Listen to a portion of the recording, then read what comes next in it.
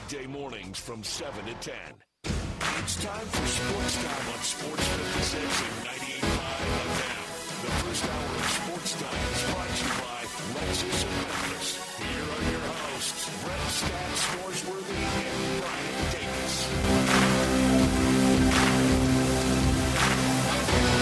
Welcome into Sports Time. Bryant and Brett with you on this Thursday afternoon. We're Sports Time, and we're with you for the next 3 hours. A lot to get into today. Like I mentioned, it's Thursday, so we have Thursday Night Football tonight. An interesting game between the Patriots and the Jets. We also have some other NFL news that we weren't able to get to yesterday as the class of 2025 for the Pro Football Hall of Fame eligible players list came out yesterday, including 16 first-time players on that list. So we'll have to get to that at some point. Got to talk about college football, some basketball, a little bit of everything. We'll try to get as much of that in as we can in this next 3 hours. But Brett, how are you this afternoon?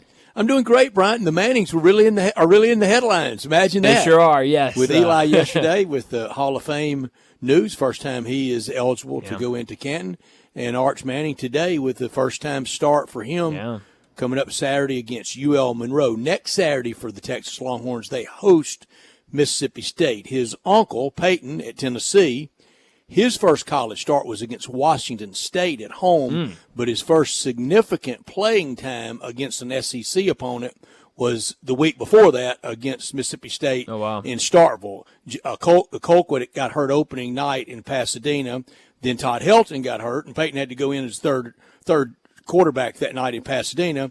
Then Colquitt was out for the year. Then Todd Helton played week 2, week 3 into the Florida game. They got blasted by Florida. I think Peyton got in some late in that one, but not a lot of playing time. So first significant SEC playing time for Peyton Manning and Arch Manning, if you were sitting back next week, will be against Mississippi State. That's incredible. I mean, how things line up is really incredible. You couldn't imagine that. No, not at all. And so, it'll be good. And we talked about it a lot on Monday and really with some guests throughout the week. Arch looked really good in his first, real He needed appearance last year. Yeah. Tennessee wanted something similar to last year for Arch, that year for Peyton. Sure. But football, crazy happens. sport. It can really bounce funny. It definitely can. And so, if he can carry what he did last week into his first Eli start, had that same year at Ole Miss. Sure. Sat out the whole 99 season. Absolutely. And so, I think you're absolutely right. And, obviously a guy that came into college with a lot of pressure, a lot of expectations. And so, to be able to just sit and be able to soak all of that in, I think was really good for him. And so now we'll see what he can do this weekend against UL Monroe. And a lot of people have been talking about the comments made earlier today by UL Monroe defensive coordinator Ernest Hill when speaking to reporters about facing Manning. He said, quote, "We actually have some kids on our team who played against him in New Orleans, and a couple of guys beat him already. So they don't hold too much fear against him. So they're not going to hold any fear against him coming up here." So I love that, Way to go, Coach. UL Monroe, they got some guys that have already beaten Arch Manning. I think a little different when it's Texas and all the weapons they have. And the quarterback for UL Monroe is one of the Booties, isn't it? That's right, General Booty. General Booty. That's right, yes. And okay, who is? The Booty family, not synonymous like the Manning family. Sure. But it's a pretty famous football playing family. The dad, John, way back, I think played on the freshman team at Arkansas before somewhere. And then his sons played at LSU, and one was a pretty good quarterback. One was a pretty good receiver. And then the son that was the good quarterback is the answer to one of the great trivia questions ever. I don't remember which Marlins team it was, whether it was either 90, well, they won it twice, 97 and 03. But opening day starter for the world champion Florida Marlins the next year, because they just let go of the whole team. Sure. They were building for both those championship runs, so it was down to, it was down to AAA players really the next year. Opening day starter for world champion Marlins at third base was one of the Booties. Really? I didn't know that. Wow. So some good sports family history for the Booty family. And they have it. Good, great athletic family. Yeah, and in general was at Oklahoma to start his career, and now is at UL Monroe. So was obviously highly recruited out of high school, and now for playing times and I'm sure other reasons decided to transfer to Monroe. So yeah, that'll be a good quarterback battle on Saturday. In the preseason, in a lot of the magazines, I'm looking at it now under the ULM section, that they had him neither as the starter or the backup. Really? Interesting. Had the starter as Hunter Herring, and I think that's Reggie Herring, the longtime defensive coach at a lot of places in football. I think that's his son. Interesting. I wonder, I'm trying to remember when. Yeah, I think General Booty might have been a late transfer. He might have been committing in the portal right when all these magazines were being written. Let's see. Yeah. May 15th is when he committed to UL Monroe. They were at the printer. Oh yeah, he was April 30th. He was a late addition to the team. So, well, I guess we'll see. But I'm excited about that matchup. Manning versus Booty on Saturday. How about that? Now that I think about it, the dad, which would be the granddad of General, cup of coffee at Fayetteville on the freshman team, saw the handwriting on the wall with Bill Montgomery and Joe Ferguson. Sure. And then I want to say maybe transferred to Mississippi State. Really? If any old man out there can help me on that. Wow. How about Please that? do it, the text line. Yeah, I'm looking at his Wikipedia page and trying to see. General Booty has a Wikipedia page? Of course he does. I mean, when you're related to all the, let's see, he is the. So it was Abram and John David. So he is the nephew of former NFL quarterback John David Booty and former Miami Marlins third baseman and NFL quarterback Josh Booty.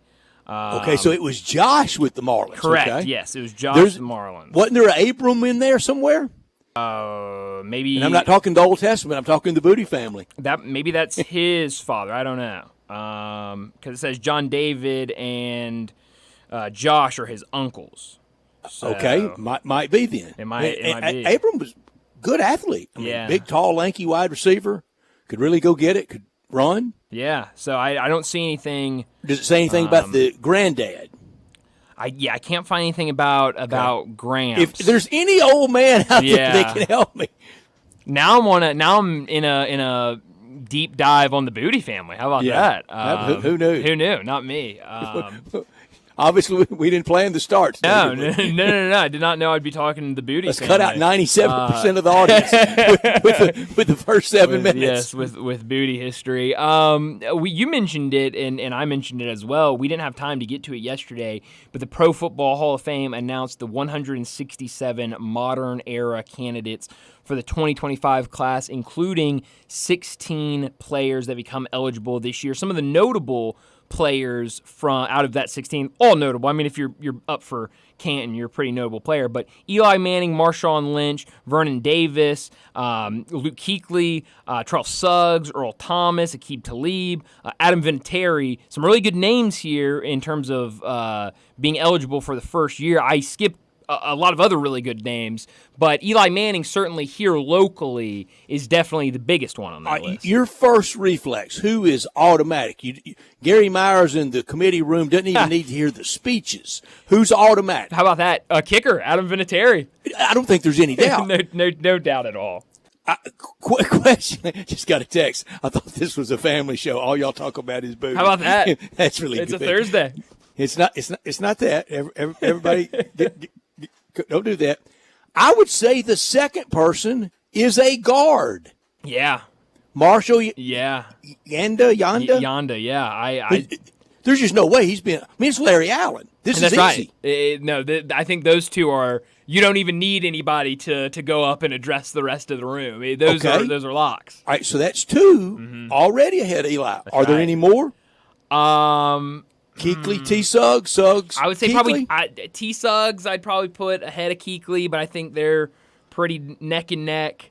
And I think Eli's maybe a nose ahead of Suggs. Yeah. Whether he should be or shouldn't be, he's going to be. Definitely.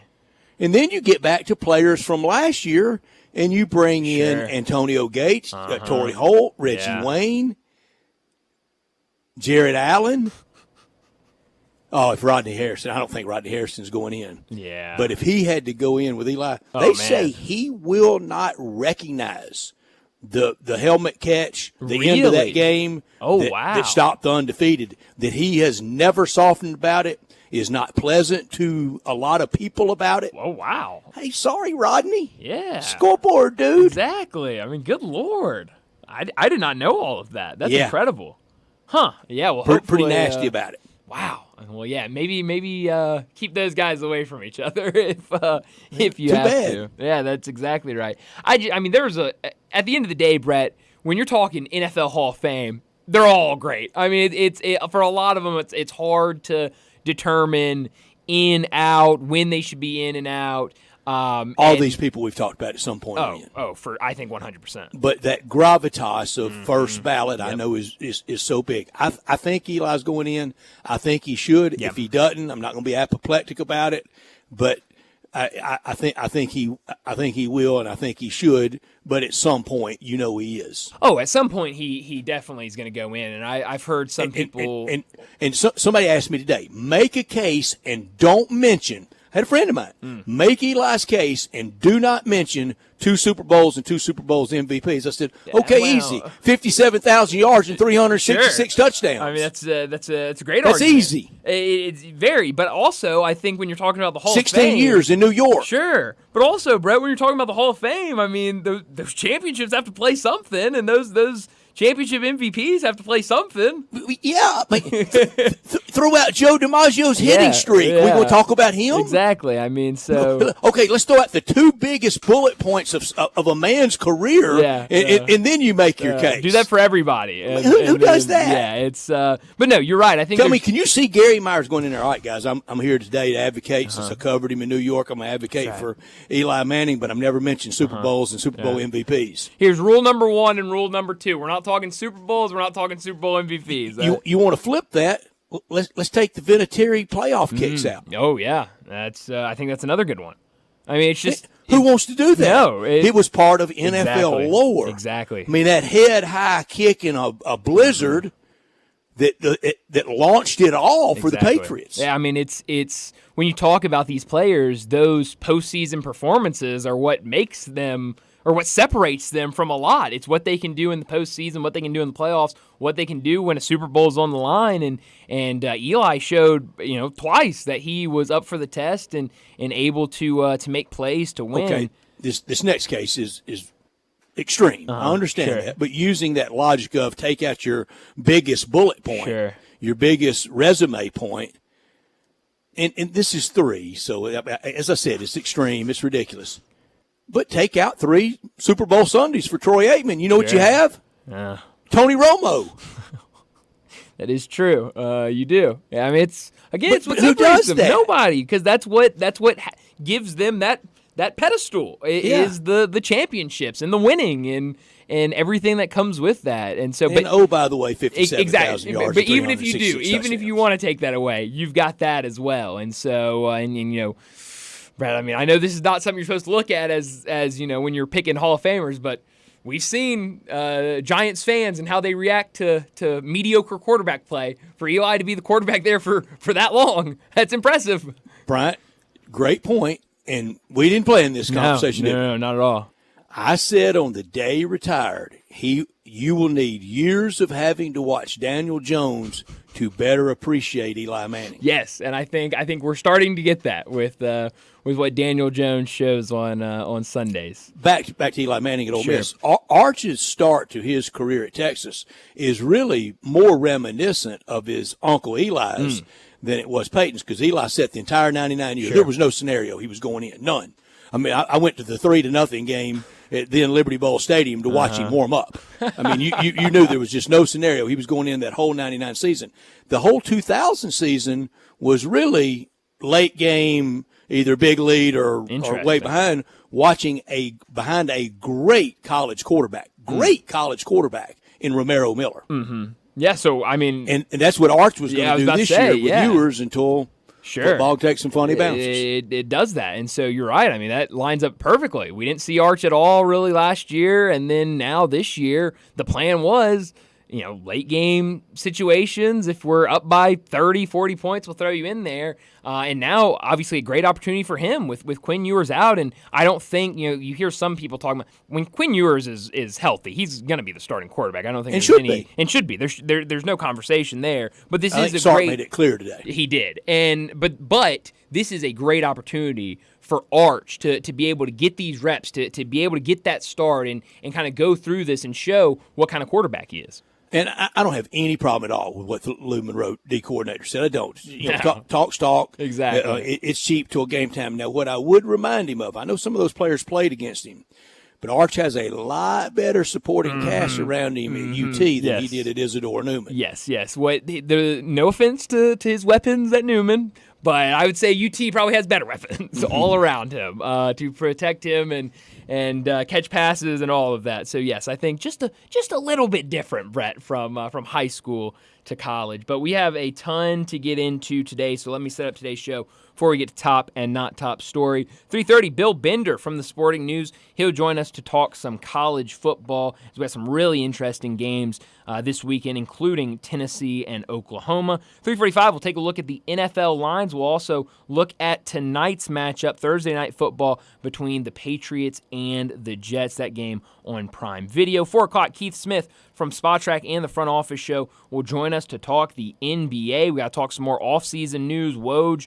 announcing his retirement from ESPN yesterday. So a lot to get to with Keith Smith. 4:30, Doug Kazarian joining us again from OnlyPlayers.com in Vegas. Give us some picks, break down some of these games over the weekend, including tonight's Thursday Night Football game. 4:45, we'll get to big number of the day. 5 o'clock, Greg Gaston will join us, talk some Tigers. Obviously, talk a lot about the Florida State win and what that experience was like for him down there at the game, and then transitioning to this weekend against Navy and some other Tiger news. 5:30, we'll get to what's trending, and at 5:45, we'll wrap up today's show like we always do with Crunch Time. Let me remind you, we're in our Family Leisure Studios where family and fun come together. Get over there right now for the world's biggest spa sale. That weather, it's still a little warm, but it's about to get cool. Fall is right around the corner, so make sure you get over there and save thousands on in-stock hot tubs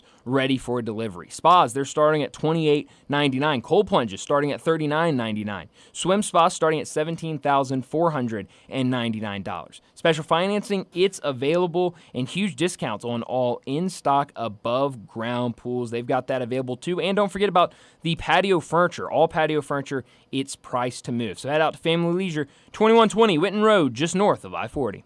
He's Brian. I'm Brett. We're Sports Time, and we're here until 6 o'clock. We want you to be a big part of it, as always, by texting or calling 901-360-8255. That's the Sissy's Log Cabin text and talk line for this busy Thursday afternoon. All our guests, as Bryant just listed, they will all join us on the Sissy's Log Cabin guest line at 901-360-8255. Always in our Family Leisure Studios, and always this first hour brought to you by Lexus of Memphis at 2600 Ridgeway and online at lexusofmemphis.com. Great offers on all 2024 models and always special leasing options.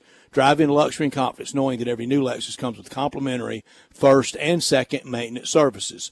Call them at 901-334-9673, but stop by the one and only Lexus dealership in town at 2600 Ridgeway and put yourself in the driver's seat of the all-new 2024 flagship LS500, and you'll be looking and you'll be driving in style. When you purchase a Lexus, you get top-of-the-line engineering and design, and they make for the luxury driving experience. Online at lexusofmemphis.com. Experience amazing at Lexus of Memphis. Top story of the day. Well, Brett, my top story of the day has got to be Thursday Night Football tonight between the Patriots and the Jets. It'll be on Prime Video, but as always, you can listen to all of that action right here on Sports 56. We'll have coverage beginning at 7 o'clock for the 7:15 kickoff. But Patriots and Jets, both teams entered this game 1-1. The Jets, they lost in that Monday night game, the first Monday night game of the season on the road against the 49ers, but then they picked up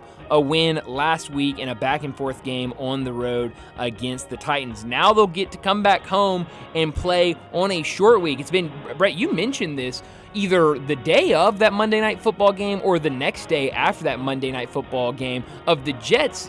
They got no favors with the scheduling from the NFL. Monday Night Football to start the season, so then you got a short week to Sunday when you got to stay on the road and play the Titans, and then right after that, another short week to play on Thursday night against the Patriots. So we'll see what they can do at home with all of this travel, being on the road for 2 weeks and being having 2 short weeks. And then on the other side, the Patriots, maybe one of the surprise teams in week 1 when they got a 16-10 win on the road against the Bengals. Last week, they lost by 3 points against the Seahawks. We'll talk about it more a little bit later when we really look at this line and talk more about the game. But right now, the Jets a 6-point favorite. A lot of people kind of surprised that that number is so big for the Jets, but it feels like every time you watch this team, they have weapons. It just feels like they have not been able to get everything out of those weapons. You talk about that defense. You talk about some of those receivers. Obviously, they have the quarterback in Aaron Rodgers. We'll see what they can do tonight. And then the Patriots on the other side,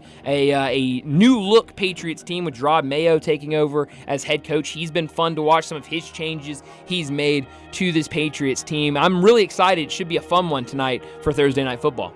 My top story last week, it was the Tigers in the big local game, and they came through resoundingly on the road. This week, it's Tennessee in the local and national spotlight on the road in Norman at OU. Game day, Fowler, Herbstreit, and Josh Heupel loaded and ready for Brent Venables, and also big game Bob Stoops. He wants a pound of flesh, and I think he'll get it. Tennessee mauls Oklahoma Saturday. Yeah, I think I'm with you on that. I think it's going to be all Tennessee. Not top story of the day. Well, my not top story of the day is the breaking news that came out earlier this morning when in terms of golf news. LIV players are now allowed on the U.S. Ryder Cup team. PGA of America says they put out the statement earlier today saying that LIV golf players are eligible to compete in both the PGA Championship and the U.S. Ryder Cup teams moving forward. So, last year you had Brooks Koepka that was with LIV play as part of the U.S. Ryder Cup team because of a grace period that allowed him to remain a PGA of America member through 2024, but there's been a lot of questions of how that was going to go in the future, what was going to happen to these LIV guys. I remember the conversations. There's nothing holding them back. No, there's nothing at all. There were a lot of conversations of, Brooks Koepka may be better than some of the other Americans you can get on the team. Bryson DeChambeau, with what he did last year, is better than guys. And so now we have an answer in terms of the Ryder Cup and the PGA Championship, but also, this is the first news we've gotten, anything related to the tour and LIV. Maybe this is the start of more news coming out in terms of some sort of resolution. Well, a lot of negotiations. They said Tiger Woods spent about a week last week in New York. Oh, wow. And at every meeting. But now there's not a single penalty for you not to go to LIV. No, not at all. I guess what would be the biggest one? Not playing in the FedEx Cup. That's it. The biggest people being penalized are the patrons in Memphis. You're absolutely right. But other than that, you get to play in all the majors now. You get to be on the Ryder Cup team if you're good enough. You're playing less on LIV. Okay, the Players' Championship, that is big. Sure, I'm not diminishing, but the big penalty. Yeah, when it first started, it was you're not playing at all. You're not going to play in the majors. Yeah, you got 3 shots. Exactly, you got a couple minutes of it. Big LIV fan you are. My not top story tonight: New England at the Jets. It was Bryant's top story. It's mine not, and you made a good case for being top. This was hammer and nail for much of the Belichick-Brady run. Now it should be the Jets' time. It doesn't seem like the hype around the Jets that was a year ago. A shredded Achilles and another birthday cake for Aaron Rodgers, and the grim reminder.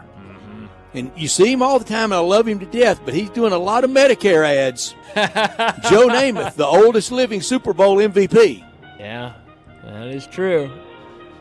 That's the last good Jet moment. He is on a lot of commercials for looks good in it. He does. In a cardigan sweater. Well, yes, he really plays the role well, Brett. But yes, Love Joe Namath. It's a long time ago. That success. And what was it? I think it was that Monday Night Football game. They were talking about the lack of success in playoffs, and kind of went back, had these little silly graphics on. Man, it has been. It must be tough being a Jets fan. Joe Namath even says it. I think I once actually pushed someone over to get to Joe Namath and shake hands with him. Well, he's one of those guys. You gotta do what you gotta do. But that'll do it for top and not top story of the day. Let's go ahead and get to our first break. When we come back, we're talking college football with Bill Bender. Add a little fun to your lunch break. Join Johnny Radio for Sports 56 Happy Hour from 11 to 1 every weekday on Sports 56 and 98.5 FM.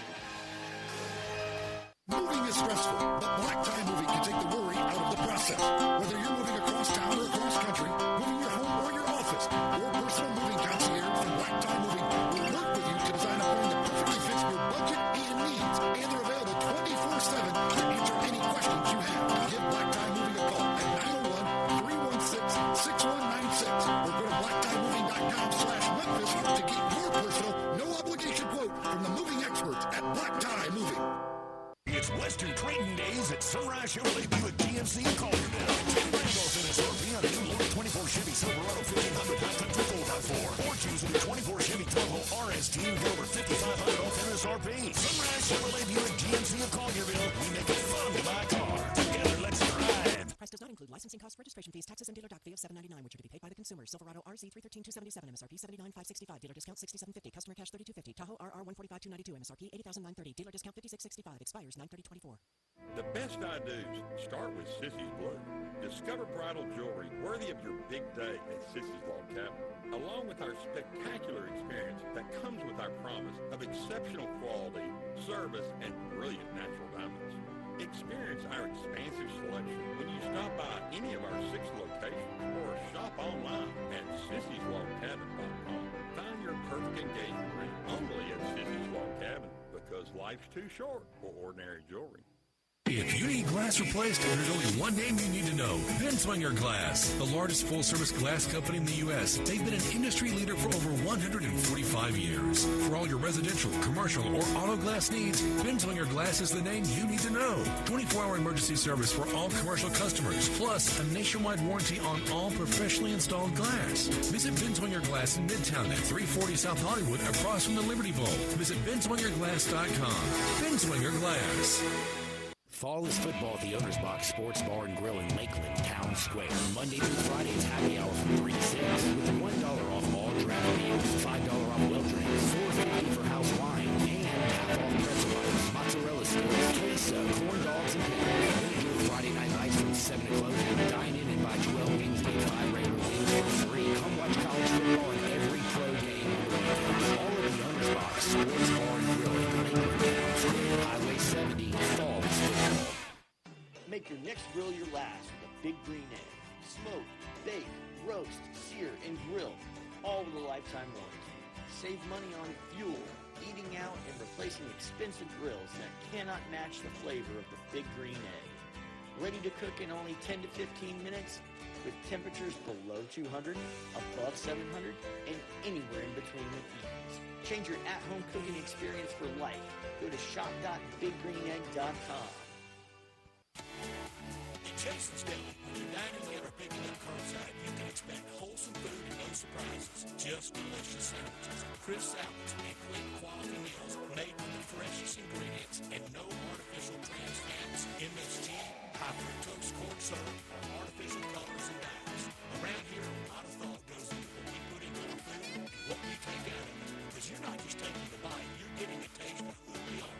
New items are constantly being created to expand our menu for all tastes and special diets, vegan and gluten-free options available, convenience, and on-time delivery you can count on. It's just a click away at jasonsdeli.com. So whether you need to feed 5 people or 5,000, the team at Jason's Deli, they have the credentials and the commitment to keep you satisfied.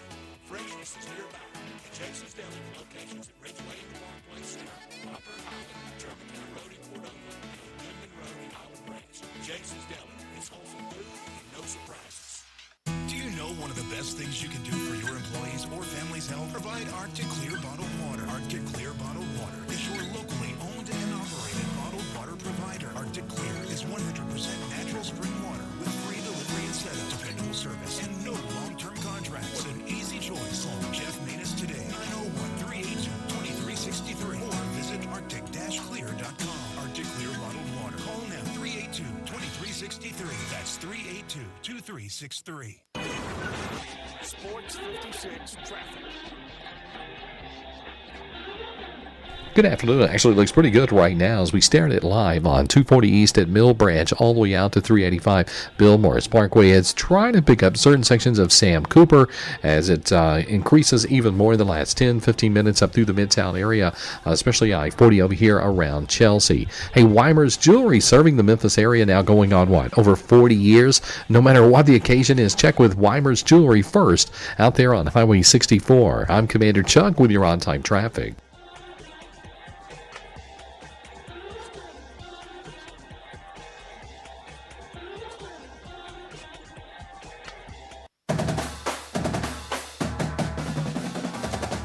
Joining Brian and Brett now on Sportstime is Bill Bender, National College Football writer for the Sporting News and on Twitter X at Bill Bender. Here's Bill with Brian and Brett. Bill Bender joins us now from the Sporting News to talk some college football, and there's a lot to get to. Some fun games last week, some interesting games on the schedule this weekend. But, Bill, I want to start off with the Tigers. First off, their win over Florida State. What did you take away from that win, first off, for Memphis and now their case for the Group of Five? And then on the other side, now Florida State drops to 0-3. Yeah, I mean, for Memphis, now they're in that beauty contest with the rest of the Group of Five, but they kept pace. That was a huge win for them. And now you get into American Athletic Conference play where they're going to have to keep up. Now, there's other contenders in other conferences. I mean, UNLV's right there. Toledo and Northern Illinois in the MAC. Boise State, if they win out, they'll be attractive. So, but it was huge. I thought it was impressive because they didn't really run the ball effectively, and they still were able to gut out the win on the road. For Florida State, I mean, it's a mess. But I think they fire Mike Norvell. The buyout's just ridiculous. They just extended him. Unless they lose 8 games. There hasn't been a Florida State team lose 8 games since the year before Bobby Bowden coached. Head coach. So I guess that's the number to watch. Well, if Coach Prime were sailing along with a 10-2 team, I would join in with the possibility. But he's not. Who are you going to get, and who's going to want to take it? That guy goes 13-0 the year before, or loses Georgia 13-1, and then the next year the portal and NIL kind of gets him, and then he's out. I think that'd be a tough market for I think their AD's Michael Alford to go out and hire someone. Yeah, you just said it. Some of it's portal. When you have that much coming and going, this is going to happen eventually. I call it portal roulette. You guys have heard me use that phrase, especially with the quarterback. And he missed this year. There's no way around it. They missed, and he missed. You know that bad for DJ. I want to see kids have success, and but that comes with the territory. Now that they're getting paid, and this goes back to Deion's thing this week when he said, we're being more critical of players. I don't know that that's the case. I'm certainly not jealous of Travis Hunter's bank account. He's played 380 snaps of football. I've played none. So good for him. Exactly. But I don't think they're above criticism. Yeah, good for him. But they're not above criticism. Probably here to do it because they're getting paid. Right. I don't know who Coach Prime. I would love to ask him this. When your team's not performing well, who should we be critical of? Because you seem very sensitive to criticism, and now you say that we're jealous or envious of the players. So, what are we supposed to deduce from? Well, yeah, and here's one more thing about Colorado. I think they bring a lot of this on themselves for a team that says they come out with this "we don't care" attitude, and we're going to do what we do, and no criticism. They throw their hands up a lot when they get criticized back. And that's something that maybe that's – I don't know if it's a Deion thing or I just didn't like it last week when, I'll say it, I mean, when Shedeur Sanders didn't shake the quarterback's hand, hear what they say before, during, and move on. It's so much easier than the blowback that happens. What happens, and the whole keep receipts thing. What a ridiculous phrase. We need to retire, keeping receipts. We sure do. It's right up there with a person on Twitter that says check notes. You're not checking anything. You didn't check any notes. We need to get rid of both of those phrases. And stunning that Shedeur Sanders leads with his chin and acts just like his dad. Stunning, isn't it? Well, I think that, again, and if you're going to say those things, then when you lose, going to come back to bite you. That's how the world works. Brian feels differently. Maybe it's just that I'm 45 and I just think a little bit. I'm not that much younger than Dion, so I come from the same kind of generation. So it is how they bring some of that stuff on themselves. Bill, last thing on the Tigers, and then we'll move on to some of these other teams, but there's been a lot of conversation here locally this week about the idea that the Pac-12 could offer Memphis or invite Memphis to this new look Pac-12. I know last week we got your thoughts on them adding the 4 Mountain West teams. Where do you sit in terms of Memphis if they get the invite? It feels like most of Memphis is divided. There are some people saying take it, go out there, play better competition. The conference you're in is not very good. There's people on the other side that says if you're not making that jump to the power conference, I've heard a lot of people call it a lateral move, and maybe try to wait until something happens with the ACC or maybe somewhere else. What do you think about the idea of Memphis getting an invitation to the Pac-12? I don't know that it's a lateral move. I would say it's, if you're to go up the steps or whatever, it's not a straight, it's probably like a 45-degree move. Sure. 45 degree. What angle is like 90? Yeah, 45 degrees. Yeah. Jeez, I got to go back to geometry class, guys. Right. I think it would be an improvement when you're playing like Oregon State, Washington State, the Mountain West schools they took. But it's kind of why I asked you guys last week what the rivals are, who the rivals are. Is it UAB? Is there anybody? I think if Tulane and Memphis went, create something pretty cool between those two and whatever other conference. Yeah. No, it's not Power 4. If it were me and I was invited, take it. Yeah. Bill, we promised you no math, but I'm going to stay with the math questions. Give me the hypotenuse of the coefficient if this occurs. Memphis 13-0, Liberty 13-0, UNLV 13-0, and Toledo 13-0. Who do you take? Probably Memphis, and that's why I think you would take that 45-degree angle to the Pac-12 because they're in the best conference of the bunch. Although the Mountain West is pretty close because they have Boise and they have, San Jose State's 3-0 right now. And I would probably take Memphis among that bunch. Liberty certainly has the weakest schedule of the 4. The MAC is easy to push back a little bit, even though I think Northern Illinois and Toledo are both fantastic teams, and they're going to play each other here in about a month. And that leaves UNLV that has to beat Boise. I guess that would be a really good win for them. It would be tight between Memphis and UNLV in that event. Mm-hmm. Talking to Bill Bender from the Sporting News. He joins us every week to talk college football. A game I'm really looking forward to this weekend is actually a game that takes place tomorrow night.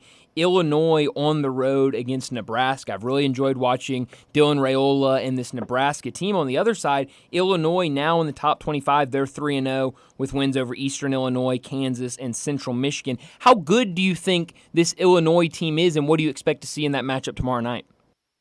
Well, they've been living off turnovers. They have +8 turnover ratio. 4 against Kansas helped them. That wasn't that big of an upset. They just helped pull out the victory. And then Nebraska hasn't turned the ball over. Nebraska has 7 different guys with a sack, and they're at home. I love that they moved their high school games to Thursday to accommodate so those high school kids could watch the game Friday night. And I think they're going to roll in the second half. If Raiola doesn't turn the ball over, and they just kind of continue on this formula that Matt Rule has working, I think Nebraska could win this game by 2 touchdowns. I feel like this game about how I felt last week with Kansas State at home. against Arizona. It might be competitive early, but I think they wear on Illinois, and as long as they don't turn the ball over a bunch, they're going to win. Bill, I know you probably remember that 2 days, either after his first or second year at Arkansas, where it looked like Brett Bielema may go to Nebraska. Remember that? I do, and he's done a nice job there though at Illinois. They, when they had Ryan Walters a couple years ago, they were in the mix in the Big Ten West. Luke Altmaier, Ole Miss guy, is playing pretty good football quarterback. So that's a fun Friday night game. They've so far. Last week was not a great game, but a good matchup. I think they're hitting it on the nose. And you know what? Brando and Devin Gardner do a good job together in the booth. They really do. They really do. We mentioned that yesterday, looking for the game that Tim Brando that we love, and that is a good team. That's tomorrow night's team on Fox. That's fun on a Friday night to have this much college football, and the ratings are all huge for all of it. Bill, after this weekend, unbelievably, will be a third through the college football season. As we got a lot of open dates this year for everybody, but 4 out of 12 after this weekend.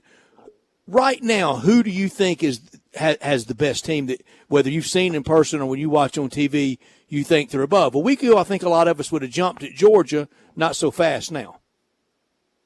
Yeah, I'd say Alabama. It's weird. I think we may find that out next weekend. It can be changed. I think Texas is very good. I think Alabama's very good.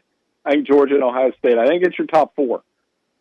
One thing with Alabama, I think Jalen Milroe is just playing amazing. The way that they went into Wisconsin and did that to the Badgers, we kind of talked about that last week. And the one team outside the four that I mentioned that I'm really interested in watching this weekend is Tennessee. I mean, a lot's been made of Josh Heupel, but with that combination of offense, the defense that they play, the running game, if Nico plays under control, that's a team that could get in the discussion. And USC at Michigan, that's another team that could get in the discussion. We had a big, long profile with Miller Moss this week. It was a lot of fun talking to him. Can Oklahoma match points with Tennessee? I don't know. They're going to have to protect Jackson Arnold to do that. And their offensive line against Tulane last week had some moments that weren't great. And, James Pierce, here you go. Guy that's been in the discussion as the number one pick, has 6 pressures, hasn't got to the quarterback yet.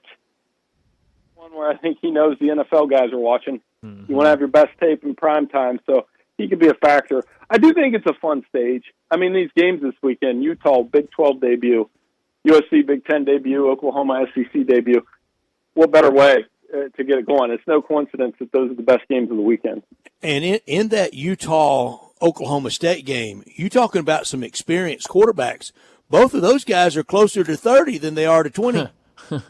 I know, and I think I saw that stat. Somebody made me aware of it today, that they're older than Anthony Richardson and Caleb Williams, who are going up against each other by about 5 years each or something. Yeah. It's great. It's wild. Fun game, though.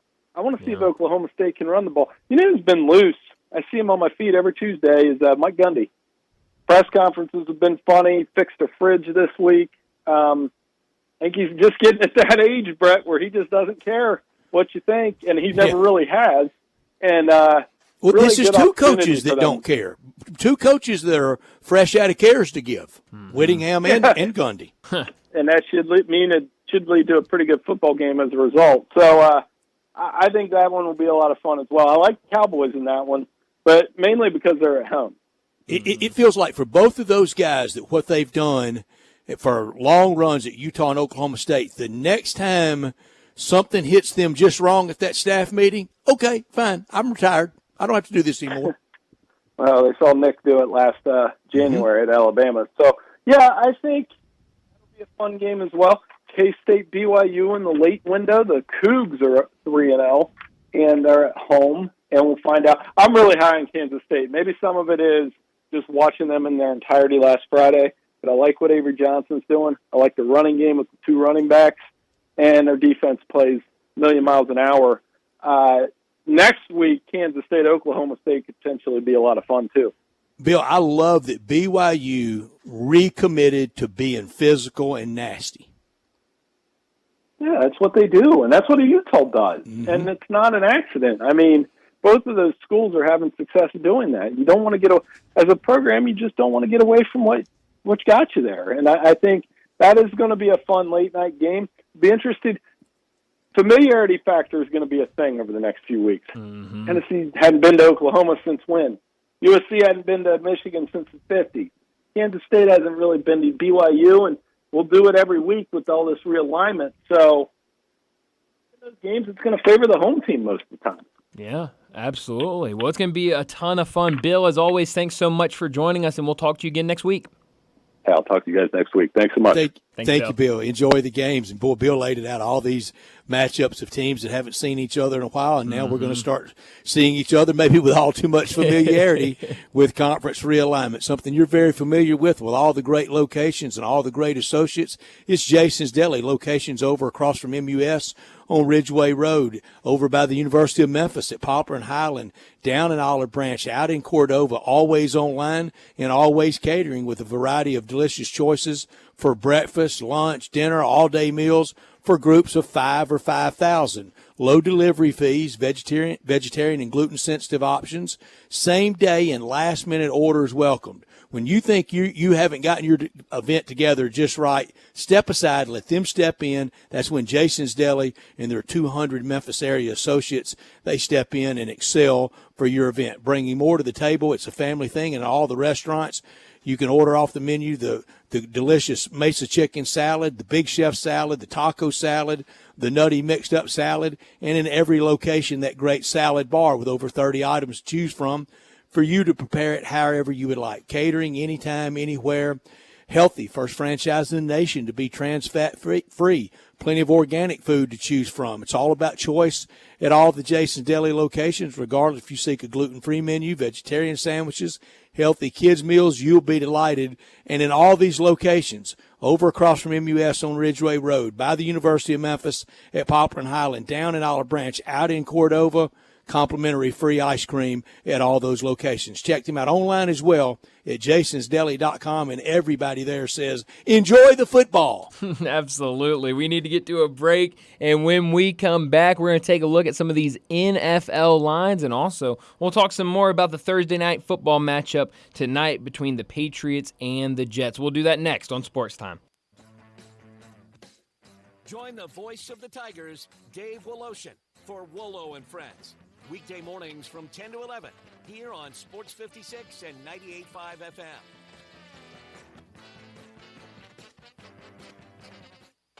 Memphis, it's official. Crab King Seafood is where it's at. For the most flavored seafood and the biggest plates, run to a Crab King's near you. Visit the Bartlett Cordova location at 7140 Stage Road. The price, the portions, the service is why Crab King's is #1. So don't be disappointed in seafood. Make the right choice the first time and every time. Make it Crab King's. Crab King's have only locally grown catfish. Come and devour tasty snow crabs, king crab, shrimp, salmon, catfish, calamari, and so much more. Enjoy Memphis's best tasting pasta with your choice of toppings. Visit the Bartlett Cordova location at 7140 Stage Road. Crab King's is open Wednesday through Sunday. Enjoy 50% off lunch portions and dollar fountain drinks. The #1 name in Cajun seafood is Crab King Seafood, a Memphis favorite. Crab King, 7140 Stage Road. Kings with the Z. We're in the break room at a traditional jewelry store here. Hey, Mark, I know it's our job here to try and sell every piece of jewelry, but don't sell this ring. I'm going to try to use my employee discount to buy it for my wife. Okay, but you know you can get a better deal at Genesis Diamonds. Genesis Diamonds? Are you crazy? Better not let the boss hear it. All I'm saying is I got a pair of diamond set earrings there for my wife and paid a lot less than what we charge here, even after my employee discount. Wow. You never know who you'll see shopping at Genesis Diamonds. With no middleman pricing on the best selection of diamond rings, earrings, pendants, bands, and bracelets, it's a no-brainer. I admire your dedication to our jewelry store and not going to Genesis. I know the boss really appreciates your loyalty. It's just the right thing to do, man. And it's nice your wife won't mind getting a smaller diamond. On second thought, can you cover me while I take a break? Genesis Diamonds, the smart alternative to old-fashioned jewelry shopping. With more selection, lower prices, higher quality, stronger warranties, and zero pressure. At Poplar and Perkins Extended. For Retro Cruise cruiser styling packed with modern innovations, riders of all skill levels choose a Honda Rebel. Incredible motorcycles with a stripped-down style and a full package of features. Both the 300 and the 500 offer compact power inside a lightweight frame. Combined with a low slim seat, the Rebel is easy to start on. And with new colors from this year, they are impossible to ignore. Go to DeSoto Honda to check out the 2023 Honda Rebels. Cruisers with premium style and performance to enjoy every second. Never use the street as a racetrack with the law with the owners. Jenkins Floors and More invite you to their retail warehouse where they pass wholesale savings on to you. Jenkins Floors in Little Rock, Cleveland, Mississippi, and now open in Horn Lake at 2356 West Goodman Road. Specializing in flooring and carpeting, tile, plantation shutters, and blinds, Jenkins makes your life easy with a 2-week turnaround. Contractors, builders, or family projects, call 662-469-9350 for a free estimate. Owners Timmy and Rebecca Jenkins say hello to Sports 56 fans and look forward to your business. You're a contractor and you need concrete coating and supplies in Memphis fast, and you get this answer? I think we can order that stuff, but you're going to have to wait a few days for delivery. Why wait? Get your concrete coatings and supplies now at TSS Supply, where everything you need is in stock. If you're working in the tri-state Tennessee, Arkansas, Mississippi area, everything you need for concrete coating is at TSS Supply, 5665 East Rains Road, Memphis. TSS Supply specializes only in concrete coatings and supplies all in one place. If you're looking for a particular item, need large quantities, or just have general questions, call 901-729-0565, 729-0565, or you can email your question to Brad at tsssupply.com. The friendly, knowledgeable folks at TSS Supply have over 150 years combined experience in concrete coatings, materials, and supplies. Come by and visit TSS Supply Friday, September 27th. Sports 56 will be broadcasting live from 7 to 10 a.m. with Greg and Eli, and then John Harden from 11 to 1. Sports 56 will have free giveaways plus breakfast and lunch during the live broadcast. TSS Supply, 5665 East Rains Road. Step up your wings game at East Coast Wings and Grill. With 60 wing flavors and 7 heat indexes, do you have what it takes to turn the heat on your wings up to insanity? East Coast Wings and Grill is family friendly with a large variety menu to satisfy the whole bunch. Sign up today for their loyalty program and taste the rewards. For every dollar you spend, you collect a point. Earn 100 points and receive a $5 reward. Next to Lowe's off Highway 64 in Bartlett, come try America's best wings at East Coast Wings and Grill. Now back to Sports Time on Sports 56 and 98.5 FM. This hour is brought to you by Lexus of Memphis. Here are your hosts, Brett Stats, Norsworthy, and Brian Davis.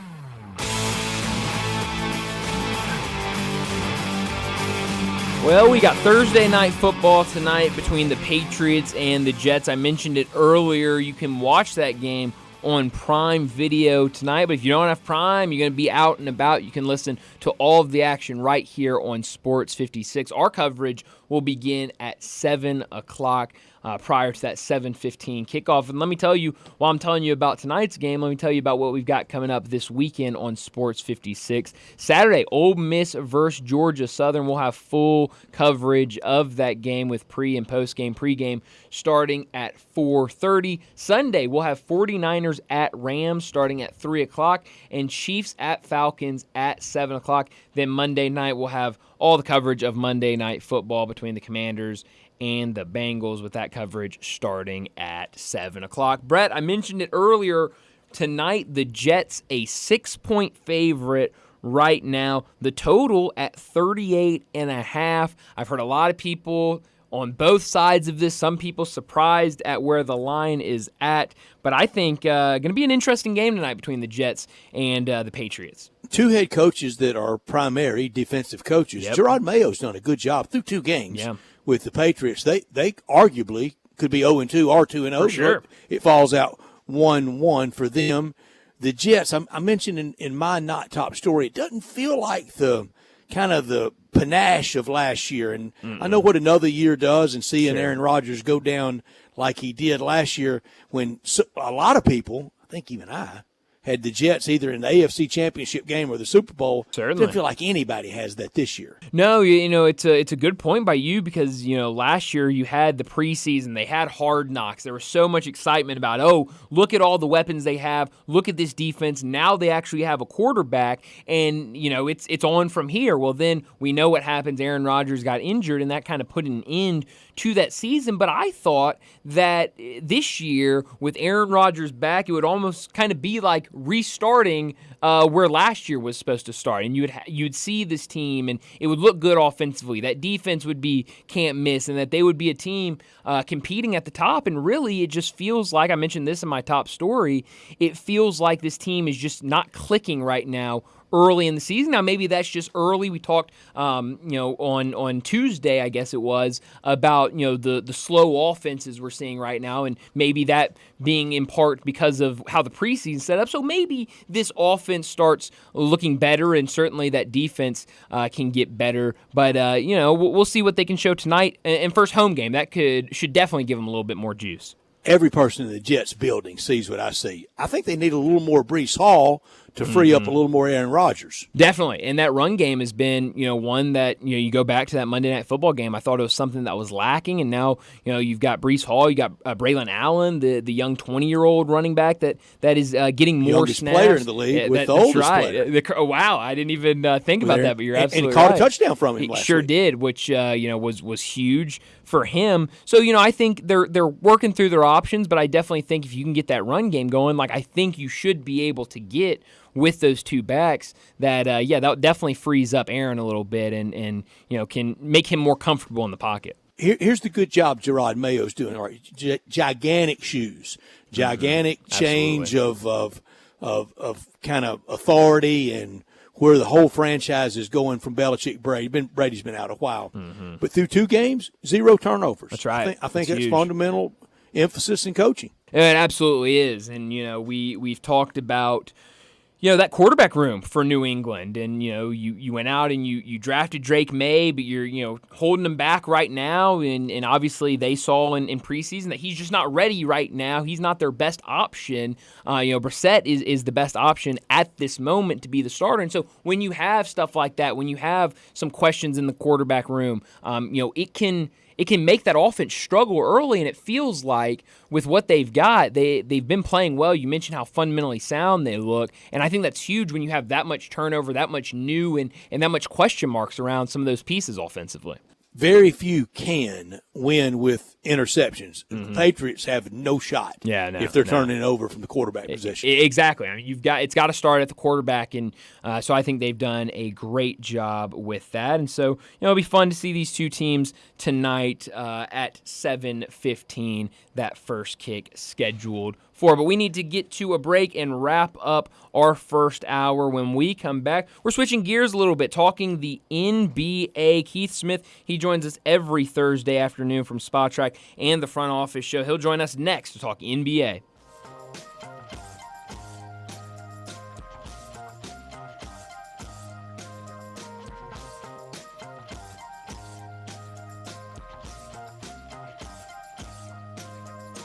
Admit it.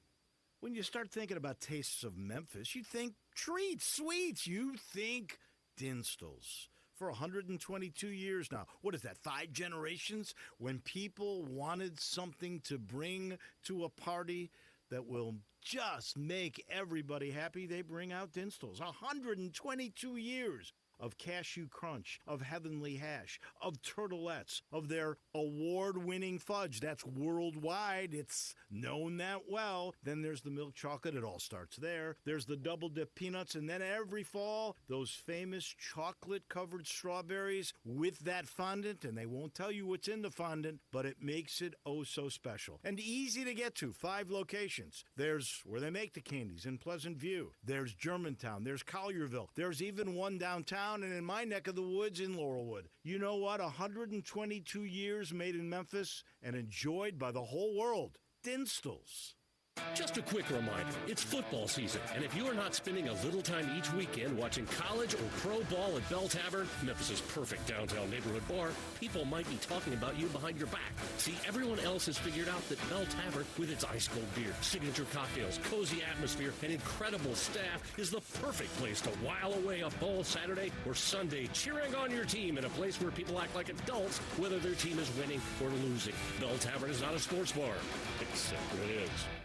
Wash your house, wash your office building? Impossible! Not called Wilson's Pro Wash. Your house, fence, driveway, warehouse, store, hotel, even cars and trucks can all be squeaky clean and beautiful after pressure washing by Wilson's Pro Wash. Wilson's specializes in cleaning all hard surfaces, concrete, stone, brick, and mortar, even wood and vinyl. services so they stay looking brand new. Call Wilson's Pro Wash, 901-524-6799, or online at wilsonsprowash.com. Ian Eagle here from Thursday Night Football on Westwood One. Join three-time Super Bowl champion Devin McCourty and me this week for the Patriots at the Jets. New England came up short last Sunday in an overtime loss to the Seahawks. Now they face their AFC East rival, the New York Jets, for the first time with Aaron Rodgers at quarterback. Don't miss it on Thursday Night Football. Right here on Sports 56. This is the story of the one. As a facility technician installing a new welding station, he knows getting the ventilation right is critical for safety. That's why when questions arise, there's Granger. Granger offers detailed technical product information online at his fingertips, so it's easy to find what he needs. Because when it comes to safety, having answers means he and his people can breathe a little easier. Call clickgranger.com and just stop by. Granger, for the ones who get it done. I can't wait for golf this weekend, huh, buddy? Time flies. Love you, man. Oh, don't forget your knee brace again. We aren't in college anymore. Moments together matter, so help protect yourself from RSV. If you're 75 or older or 60 plus with a chronic condition like asthma, COPD, heart disease, or severe diabetes, you're at higher risk of landing in the hospital from RSV, and there are no prescription RSV treatments. Check eligibility and schedule your RSV vaccine at vaxassist.com. Sponsored by Pfizer. This Sports 56 traffic report is brought to you by Luttrell Belting. They keep you moving. Sports 56 traffic. Good afternoon. It's starting to crank up a little bit more volume from time to time out here on 240 East from Mill Branch out to 385 Billmores Parkway. Still looks pretty good right now. Let's keep up the good work traveling down 55 there through South Haven all the way south of Memphis down into DeSoto County. Still not bad right now. I-40 actually looks good over here at the moment. 40 East and westbound up by Warford and Hollywood. Hey, Weiber's Jewelry, 7525 Highway 64. They want you to know they are your full-service, family-owned jewelry store right here in Memphis. I'm Commander Chuck with your on-time traffic.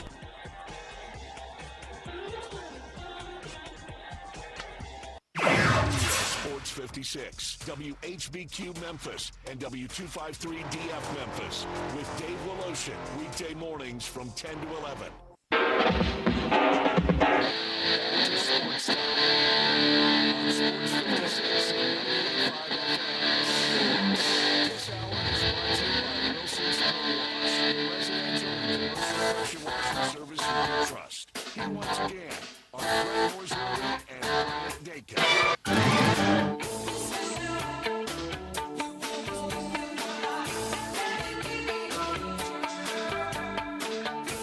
Welcome back into Sports Time. Bryant and Brett with you in our Family Leisure Studios as our second hour brought to you by Wilson's Pro Wash. I'll tell you more about Wilson's Pro Wash a little bit later in this hour, but let's go ahead and get to Keith Smith.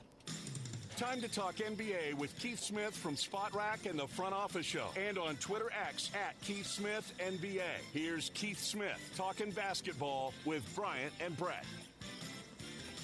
Keith Smith joins us now to talk some NBA. And Keith, the biggest news right now in the NBA world might not have anything to do with a player or team, but a man who covers the sport and broke so much news over the last couple of years. Yesterday, Adrian Wojnarowski announced his retirement from ESPN. He is going to take a general manager position at St. Bonaventure, his alma mater, with the basketball program. What did you make of that news when it dropped yesterday morning?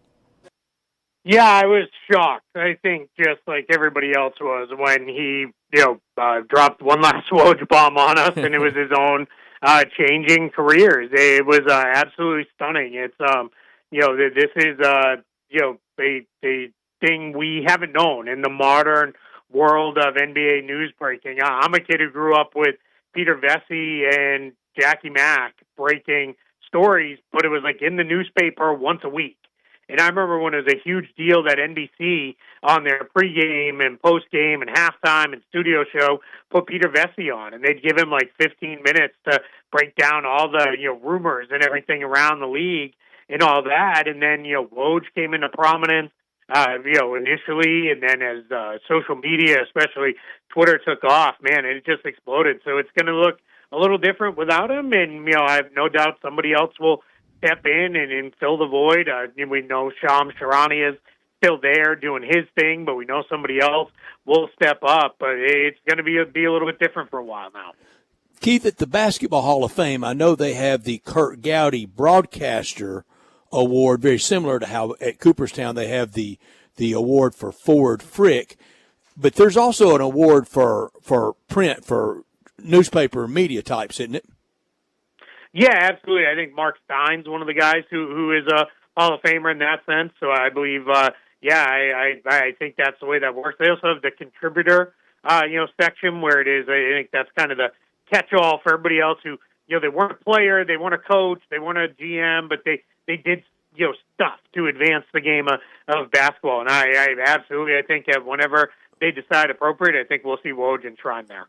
Oh, I think for sure. And the former GM and I think he helped bring basketball to Orlando. Help me, I can't believe Pat Williams. Pat Williams, he's in as a contributor, isn't he? I don't know that answer for sure. If not, he definitely should be. He's a big part of building, teams even long before, the Magic. He was a big part of building the 76ers' last NBA title team back in the 80s. Woj walks into Springfield, doesn't he? Oh, yeah. Yeah, at some point, yeah. Well, whenever they, with players, it's usually there's that 5-year window of waiting and whatnot. So I'm sure there'll be some version of, having to wait it out a little bit. So I don't know what that will look like, but yeah, without a doubt, I'm certain he'll be in and I love that Kurt Gowdy, who so many associate with the Boston Red Sox, starting there in that market as play-by-play guy, then baseball, then college football, then NFL and the AFL and calling Joe Namath's game. But Kurt Gowdy played college basketball at Wyoming. Yeah, it's always funny, to go back and look at the history of some of these folks. Like, for example, we're just talking about Pat Williams. Pat Williams made his initial sports, bones as a baseball guy. He was a baseball player. And yeah, so that was, kind of how it came to be for him. And he has a lifelong love of baseball, including, all the way to the end of his life. He was working on trying to bring a team to Orlando. He thought Orlando should have a Major League Baseball team. Ideally, I think he thought it should have been the Rays, moving down I-4 a little bit here to Orlando. But, he was all in on trying to push for an expansion team if they could get one, or if another team needed relocated. He was doing a lot of work on that. But, yeah, a lot of folks, we know them for one thing or another, but then you come to find out, oh, wow, they actually did this too, and this and this and this. And it's just, proof that, a lot of it is just them, pushing, to be, successful in one way or another. Keith, you mentioned Shams now. He kind of takes over as the guy in terms of news breaking in the NBA. There's been a lot of rumors now what ESPN will do. I believe Shams has his contract coming up with The Athletic. It sounds like him and Chris Haynes are the two guys that a lot of people are saying ESPN will likely target for this position. But now with the NBA media rights deals, we've got NBC coming into the picture. We've got Amazon coming into the picture. What will this now look like as ESPN looks to replace Woj and now maybe NBC and Amazon looking for some sort of reporter newsbreaker role with especially Shams coming up on the end of his deal? Yeah, and that's a great question. I don't want to speculate on any of the people I work with in the media world because I don't know, and that's not fair for me to just be making guesses about their careers like that. But yeah, I mean, it's definitely going to be a new thing. I think one of the things that folks are excited about with NBC jumping back in is NBC's an established sports media power in that. They didn't have the NBA, but they've got a website. They've got all this other stuff, and I think there's a lot of assumption of all that will expand. There's going to be instead of being a kind of a two-horse grouping here with ESPN and then TNT, it's now you've got the NBC, you've got Amazon. There's going to be more, broadcast teams needed. There's going to be more studio shows needed, and presumably more reporters needed, more people writing, and all sorts of stuff out there. So it's going to hopefully mean more jobs for more people, and quite frankly, an industry that can be pretty tough to hang around in, especially on the written side. It can be really hard, to hang in there. So I'm hopeful that this means more opportunities for all sorts of people. For sure, Keith, and rising tide lifts all boats. And you're right about the big field. This is now kind of a 20-horse Kentucky Derby field instead of 6 at the Belmont. Yeah, definitely. And, there's part of it to be said, too, with there's a lot to be said around expansion. I think it's great for the NBA when they ultimately expand the league that we're going to get 30 more playing jobs on standard contracts, 6 more playing jobs on two-way contracts, assuming they go with 2 teams. And you're going to get, coaches and front office folks and training staff and all this stuff that's going to come along with that. You're going to get ultimately, probably be, 1,000 people that'll get jobs out of this between 2 new franchises.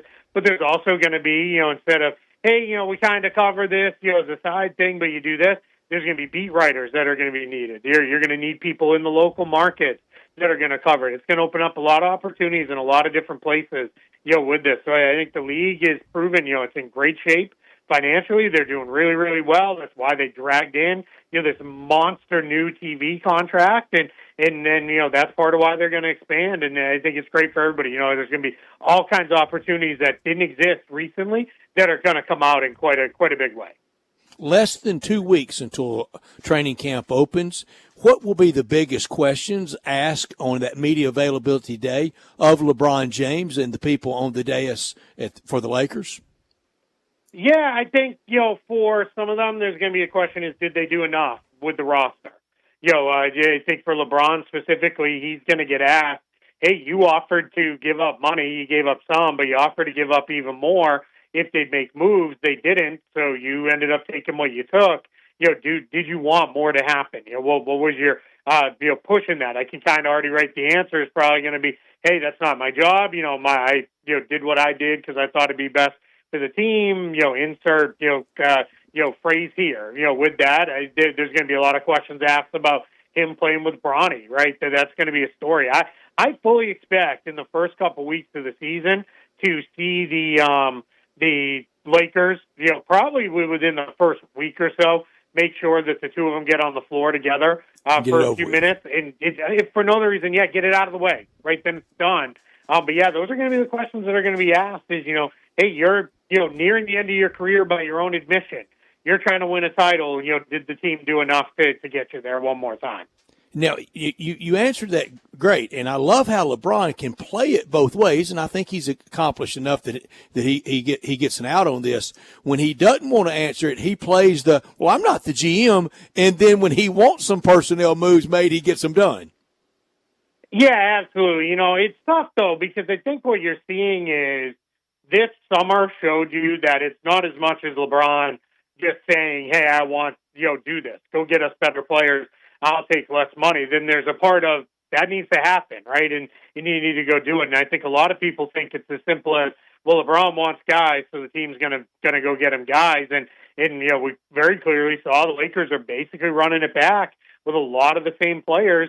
It's without getting into the two-way guys, it's Spencer Dinwiddie and Taurean Prince out, Dalton Connect and Bronny James in, and that's it. That's all they did. There's not been a free agent signing. There's not been a big trade. It was a couple guys left and a couple guys were drafted, and that's going to be something where I think we're going to see the a little bit of pressure put on the Lakers of, hey, this team, unless they play way over their heads and what we're expecting, they're just simply not good enough to be where they want to be with LeBron and AD at this point in their careers. You mentioned the Lakers. They went out and signed Christian Coloco, young guy, played in college at Arizona, if I remember correctly, and kind of was the end of the bench rotation guy, but came in and gave some good minutes, kind of flashed some potential, but then didn't play last year because of a blood clot issue, and it seems like that he's doing a lot better, but not completely out of the woods yet. But the Lakers very optimistic that he'll be able to get through this and play for them, participate with them. What do you think of this signing and the possibility of Christian Coloco being able to get back on the floor? Yeah, as much as I just kind of knocked him for not doing anything else this summer, I think this was a really good kind of no risk pickup for the Lakers, because what happens if for some reason Christian Coloco can't play due to a physical issue, or let's say he just doesn't have it anymore after a year not playing, he's on a two-way contract. The Lakers just move on to the next guy on a two-way contract and go. If Christian Koloko can really play, well, they've got 50 games. They've got 50 games where they can plug him in there and see what he looks like and see how he does and, how well he plays and kind of go from there. And then what they'll be able to do is figure it out down the line, right? Do we need to open up a roster spot to convert this guy? Christian Koloko, when he played for the Raptors, if he didn't play a ton, but if you go look at his per-minute numbers, which people get crazy with per-minute numbers, but if you look at them, they're pretty good. He can rebound, he can block some shots, he finishes around the rim. And if you look at the Lakers roster right now, what they're missing is, especially with Christian Wood hurt, they're missing guys who can rebound, block some shots, and finish around the rim. So I think there's a chance this really pays off well in a big, big way for the Lakers. I don't think any rookie will have the eyes on them on opening night that Victor Wembanyama had last year. But Zach Edey is going to be thoroughly examined. Every box score, every trip up and down the court, everything will be gone into, won't it? Yeah, absolutely. In part because Matt Moore asked this question over on Twitter the other day. He said, or I don't even know if he said Zach Edey. It might have been just, how many rookies that were drafted in the top 15 do you expect to start this year? And that wasn't like he started starting after the trade deadline or anything like that when the team changed direction and whatnot. It was really like who's going to start right out of the gate.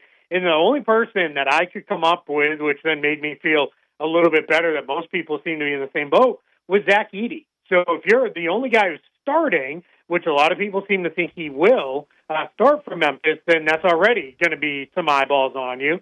But there's also the fact that there are a number of people who believe he's too big, he's too slow, he's not going to work in today's NBA. And there's just as many people who believe, yeah, he's big, but he's got good hands, he's got good touch, he knows how to play. And not only is he big, he's enormous. He's just massive. And you know what? He'll make it work. They'll figure out a way, for it to work. So I think there's a lot of people. And then you add on that to it that Memphis is a team, I think, that has some expectations this year. There's going to be a lot of people that are going to be watching and kind of picking apart his game and what he can do and the like.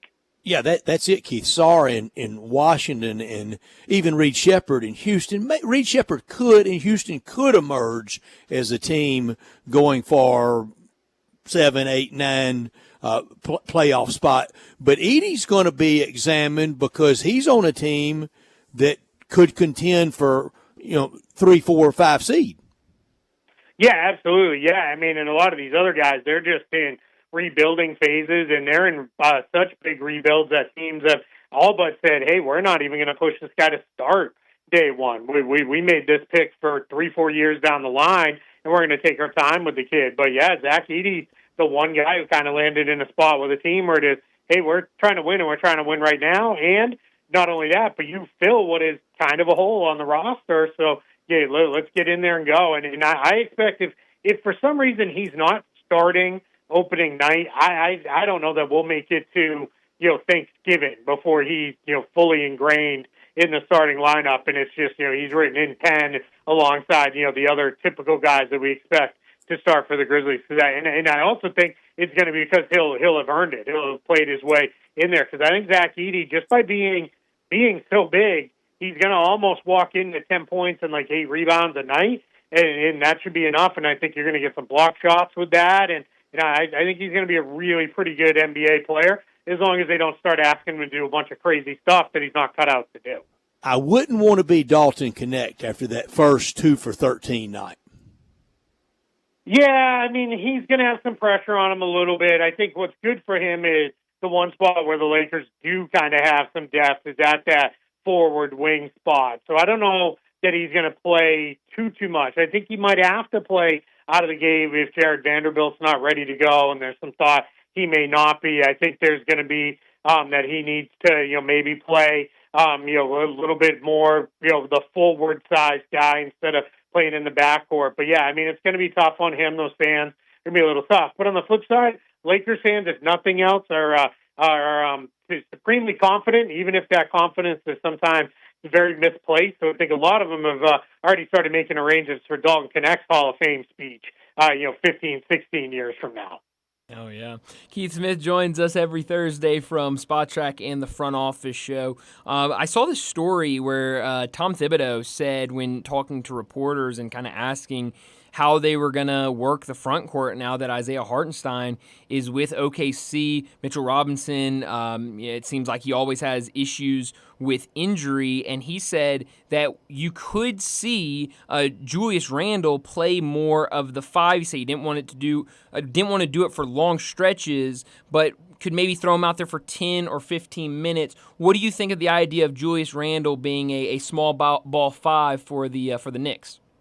Yeah, my first thought is only Tibbs would say, I don't want to do it for very, very many minutes, right. but, maybe 10 or 15. And it's like, yeah, of course, Tibbs then has to, give him the backup center minutes. Yes. But, yeah, I think I'm all for it. If they can find ways to be a little bit more versatile, play a little bit differently, in ways that can get all of their guys on the floor. Because as you look at that Knicks roster, it sounds great when you just start naming off all the names, and you're like, man, we've got all these guys. But then you got to start figuring out how they're all going to play and how they're all going to get shots. I've always said this in the NBA. There's three forms of currency. There's salary, there's minutes, and there's shots. And salary, now that's a known. Those guys are all signed. They've got their contract. So then the real currency starts to be minutes and shots. And as much as everybody's going to say the right thing about, we're loaded, that's easy to say until it's game 20 in a row of playing, 7 minutes a night off the bench when you're used to being a 25 or 30 minute a night rotation guy. So I think there's going to be, some work for him to do. And if you can free up minutes for other guys and build yourself some versatility by putting Julius Randle at the five, let's go. I'm all for it because that Knicks team is, they're going to be a tough out this year with the amount of talent that they have. I saw another story today. CBS Sports, as we're getting closer to the season, put out their top 100 players in the NBA. The top 10 is kind of what you expect with the high-end players, but number 10 was Anthony Edwards, and I was a little surprised to see him that high. I love Anthony Edwards. Do you think that number 10 in terms of the top 100 players is the right spot for Anthony Edwards? Yeah, I'd have to really go through it myself, but I think that's probably around where I'd maybe have Anthony Edwards. I think that feels like about where he could be. I think folks are looking at him as this is a guy who is definitely an all-star and probably even an all-NBA guy. And if that's where you're at, then you're somewhere going to be in the 10 to 15 range or so. And, I think he is I think we're only starting to fully see what Anthony Edwards will be. I think, it's funny because, people with young kids, they talk them all up and they want them to be, this and that. And I don't know that Anthony Edwards is going to be a 30-point per game guy or anything like that. But what I do think Anthony Edwards will be is somebody who's going to be in the mid to high 20s and then also average a bunch of assists and play really well. Yeah. Right. 22 to 25 is plenty. Yeah, absolutely. Yeah, I mean, I think he's going to be, terrific. And, he's also, too, he's such a supremely confident guy that he's going to be, you're going to feel one way or another about Anthony Edwards. You're either going to love him or hate him, and I think that's exactly how he wants it. And if you're with him, let's go, ride with me. And if you're against me, guess what? You're the next obstacle we got to get through. And I think that's the right attitude for a lot of guys to have. I mean, I love, some people took offense to, who's this kid barking at KD in a playoff game. And you know who loved it? KD. That's right. KD thought it was great because that's part of what it's all about. Last thing for you, Keith, before we let you go, it seems like the City Edition jerseys, the City Connect jerseys have been leaked out there, and now I've seen today that some of the play-in tournament, I guess not the play-in tournament anymore, or in-season tournament, not the in-season tournament anymore, the NBA Cup courts have been leaked as well for some teams. What have you made of these jerseys, of these courts? Have you seen them yet? Yeah, I've seen all the jerseys. I've seen the courts that have leaked out. I think the courts that we've seen, if those are the ones, which they probably are, I think they've done a nice job making them a little less garish and crazy and, wild like they were. So I'm all right with those. some of these jerseys, I don't even understand what we're doing here. Like these are just, I felt like I was having a fever dream looking at a handful of them. I think there were only about 4 or 5 of them that I could find myself saying, yeah, I kind of like those. And almost all the rest of them, I was like, what are we doing? But I'm also very much a traditionalist when it comes to jerseys for certain teams, like especially the Celtics. I feel like they went through a period of, that one's awful. It looks like my junior high practice jersey, and it's like, my problem with the Celtics too was they tried to get so cute for a number of years where it looked like, man, this looks like every failed Irish pub I've ever seen that, somebody slaps some green and gold and calls it O'Brien's and they've solved, the Irish pub model. And it's like, what are we doing here? Like, I don't know.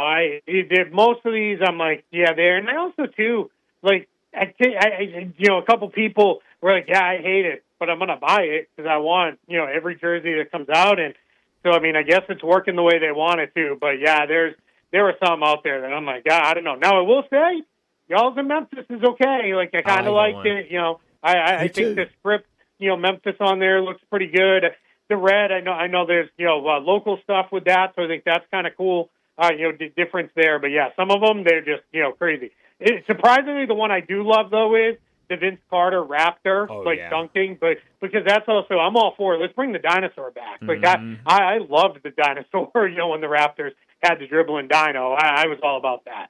Yeah, that was in the Jurassic Park years for sure for the Raptors. Yep. Keith, I walked through the team store at FedEx Forum years ago waving a white flag and realizing that I was not the target audience for anything in the team store except for the Christmas tree decoration. Oh, yes. Yeah, I hear you. And I always say this, too. I'm like, I can tell you somebody who won't be buying one of those jerseys. It's me because nobody wants to see me in a basketball jersey at this point in life. And I certainly don't want to see myself in one either. Well, at least, like you said, I like the Memphis one. I might have to get me one of those when they come out. But, Keith, as always, thanks so much for joining us, and we'll do it again next Thursday. Absolutely. Thank you so much for having me. Thanks, Keith. Thank you, Keith. Keith Smith joining us from SpotTrack and the Front Office Show. We need to get to a break here in a minute, but I got to tell you about our new 4 o'clock sponsor, Wilson's Pro Wash.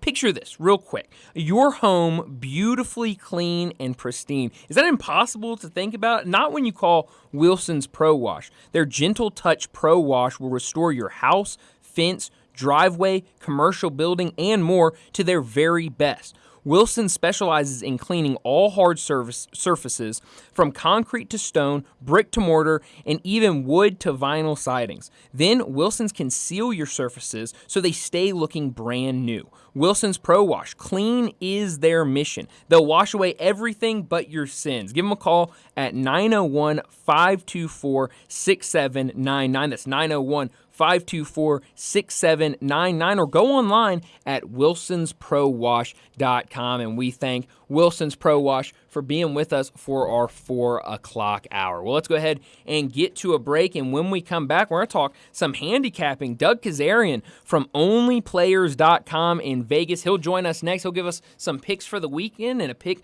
for tonight's Thursday night football game between the Patriots and the Jets. That's next on Sports Time. Broadcasting from the Family Leisure Studio, we are Sports 56 and 98.5 FM. The best I-dos start with Sissy's Blue. Discover bridal jewelry worthy of your big day at Sissy's Log Cabin, along with our spectacular experience that comes with our promise of exceptional quality, service, and brilliant natural diamonds. Experience our expansive selection when you stop by any of our 6 locations or shop online at sissyslogcabin.com. Find your perfect engagement ring only at Sissy's Log Cabin, because life's too short for ordinary jewelry. So you need to sell your house? I have the solution. Call 901-406-1101. That's 901-406-1101. Call my buddy Bill and I buy houses. Any house, any area, as is. It's literally as simple as that. Just pick up your phone.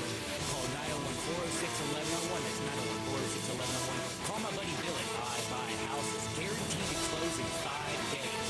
If you need to sell your house fast, call Bill at 901-406-1101. That's Bill and I buy houses. Rinse powder coating for a beautiful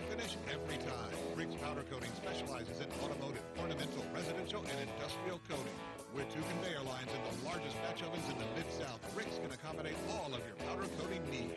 Locally owned and operated since 2002, Rick's Powder Coating will customize a beautiful finish just for you. Drop by or call to see how Rick's Powder Coating can bring color to your life. 901-367-2771 or rickspowdercoating.com. Welcome to the Rendezvous. This is John Vergas.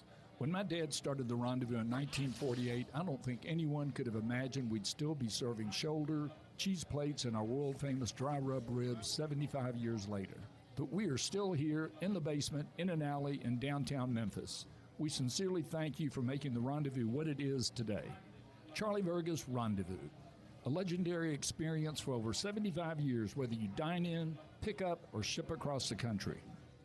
Do you know one of the best things you can do for your employees or family's health? Provide Arctic Clear bottled water. Arctic Clear bottled water is your locally owned and operated bottled water provider. Arctic Clear is 100% natural spring water with free delivery and setup, dependable service, and no long-term contracts. What an easy choice. Call Jeff Manus today, 901-382-2363, or visit arctic-clear.com. Arctic Clear bottled water. Call now, 382-2363. That's 382-2363. Admit it.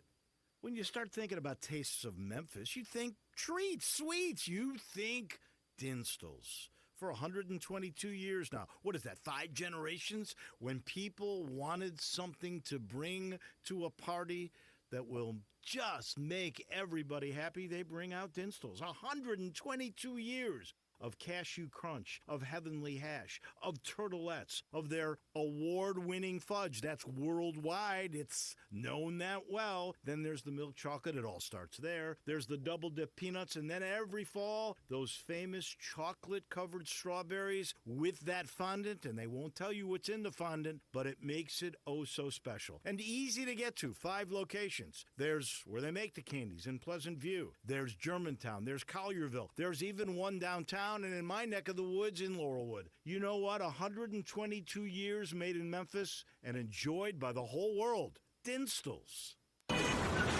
Sports 56 traffic. Good afternoon. A few fender benders out here the last 10-15 minutes, wanting to pick up even more on 240 eastbound from Mill Branch out to 385 as you get on the Bill Morris Parkway, which actually looks pretty good right now on I-40 East, passing Germantown Parkway, continuing on out towards Fayette County. Weimer's Jewelry serving the Memphis area now for over, 40 years? And no matter what the occasion is, check with these guys first. Shop local, save a lot of money at Weimer's Jewelry on Highway 64. I'm Commander Chuck with your on-time traffic.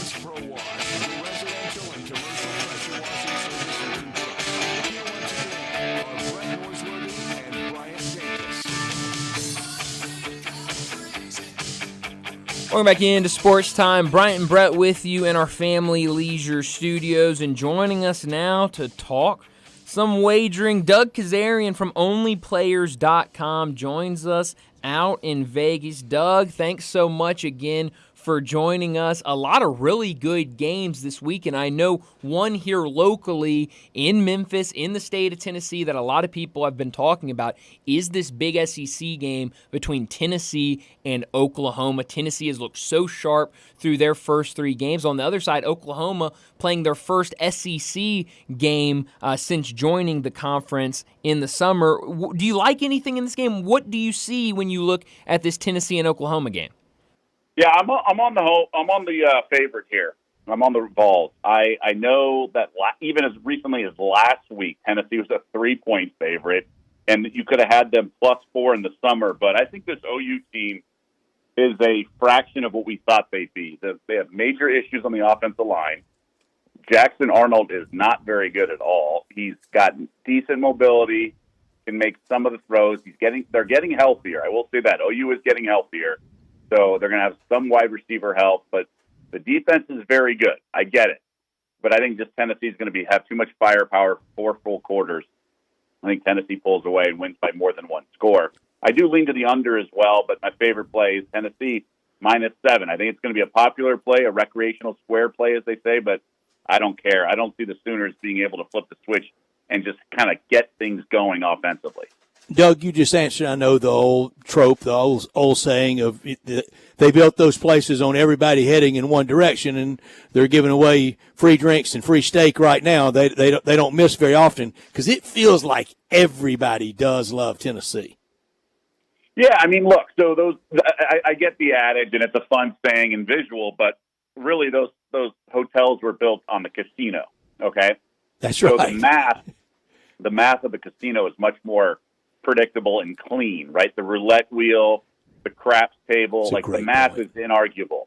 But in the betting world, the hold percentage is only about 4.5% in Nevada, which is a house edge that they have, much like when you bet red, the house gets black and green on the roulette wheel, and that those little, slivers of edge add up.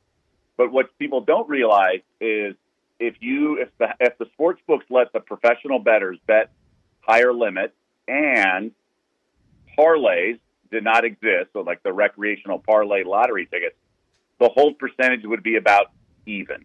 So the house would not just like win and build casinos and everything, if you didn't have the casino and you didn't have the parlay. So the sharp money, now I think some sharps will be on the underdogs here, but the public doesn't lose every bet. Even if they're 50% public better, they're break even and they lose because of the extra juice. So I have no problem from time to time being on the public side. The name and the voice, very familiar. Doug Kazarian with us. He's been with us the last 3 weeks. This is the third time he's joined us. You saw him forever on ESPN, now doing his own thing out in Vegas at onlyplayers.com. And in the last 2 weeks that Doug has joined us, the first week he was 2-0 on the NFL on Thursday afternoon. He was 1-1 in college football. Last week he was 4-0 on college football and 1-1 in the NFL. So in the 2 weeks with us, 8-2, we'll take 80%. Doug, why'd you miss those two? I don't know. Shame on me. I had some bad beats with the Texans, though. I mean, that was insane. It was so painful. I mean, the box score just reeked of it. The box score reflected a 20-point win. Too bad the scoreboard did not. The NFL this year has been bad beats all around. Just as, mere layman, it looks to me like they've got the numbers really down on the NFL so far this year, but college a little more gettable. Is that accurate, or is that just something I'm seeing? Well, I think that's always been the case. College is because there's more variance in the scores, right? There's more variance in the spread, too. You'll have a 40-point spread, and you'll have a pick'em, right? In the NFL, you don't get 40-point spread. So just the scoring and everything is tighter. NFL has always come down to like 3 plays to determine the point spread outcome, like a 3rd and 7 in the red zone. If you get a completion and then ultimately score a touchdown versus scoring a field goal at 7 versus 3. But I will say September is always going to have some variance just because we don't know who's really a good team, right? We came into the season thinking the Ravens are really good. Now, they've had a couple tough losses, but get this, every year since 2000, except for 1 year, I believe, there's been at least one team that had a win total of 10.5 going into the NFL season that did not make the playoffs. So, these teams that we think are great, the wheels just may come off, right? Last year, Philly started 10-1, and the wheels came off. They didn't win the division. So I wonder if some of these teams that we thought, one of these teams that had a 10.5 win, maybe it's Miami because of the quarterback injury. Maybe it's Green Bay if this Jordan Love injury is worse than we think. I don't think so, but I just think we think we know what we know, but we don't. And I think September is a perfect example of that. Doug, 2 big-time brands, USC going to Ann Arbor to play at the Big House against Michigan.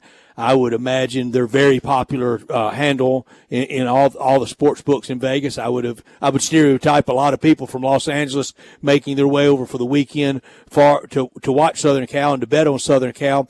USC's a 5.5-point favorite. We're all thinking of USC out of that LSU game, and we're all thinking about Michigan out of that Texas game. Break that one down for our listeners, please. Yeah, I'm actually encouraged because I do like the Trojans here. So I'm a little like, oh, God, I'm just going to be all these road favorites. That's never a smart thing to do. But I'm encouraged because a lot of sharp money is not taking the home dog here. It's hard to really back Michigan.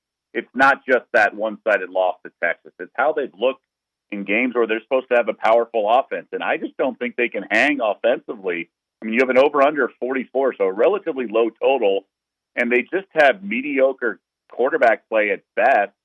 Instead, USC comes in with a pretty high-powered offense, and I love that the Trojans are coming off the bye. That's really important for me. So they had the big win against LSU, and then everyone thought they'd lay an egg, and there was some sharp money on the underdog. Notre Dame, let's not forget, they were in a very similar position like USC. Won a big game, marquee, and then the next week they lost outright as a 4-touchdown favorite. But USC responded much more professionally and maturely, and I think that showed me a lot. I mean, there was sharp money on Utah State plus 30 or so, and they got blown out 48-zip. So then there's the bye week. So I think USC is going to come in not fat and happy. I think they're going to come in focused because they are going to the big house and facing a ranked team I think it's good that you have their attention. They're not facing some cupcake again after a bye week. I think they're going to be focused and ready to rock. I like the Trojans again. I like that a lot. Switching gears to the NFL, Doug, tonight, Thursday Night Football, Patriots and Jets. Right now, the Jets are a 6-point favorite. The total sitting at 38.5. Both these teams come in 1-1. Do you like anything tonight? I do. I'm on the under. When I do an under, and especially if it's because it's either inept quarterback play or pedestrian offense, I do like to break up the bet a little bit first half in the game because I think coaches are going to be more likely to punt, play conservatively, lean on their defense, and just wait for the other team's offense to make a mistake. I think that's definitely going to be the Patriots and Jets approach. So I like to do first half under, which is only 19.5. And then the game, sometimes if it's a 2-score game in the fourth quarter, you start to see teams go for it in midfield on fourth down, things like that. That's why now, if it was an under 60 and a shootout, then I probably would just play the game under. But that's typically why I like it. I do more units on the under for the game, but I do have a little bit on the first half under. And I like a prop in Ramondre Stevenson. He's gone over the prop in the first 2 games. I think that's the game script that Gerard Mayo wants, and I don't think he's going to mess around. And this Jets defense isn't as indestructible as it was last year. We saw that in the opener with San Francisco's backup running back running all over them. So I think Stevenson gets over 64.5 rushing yards. I think that's their bell count.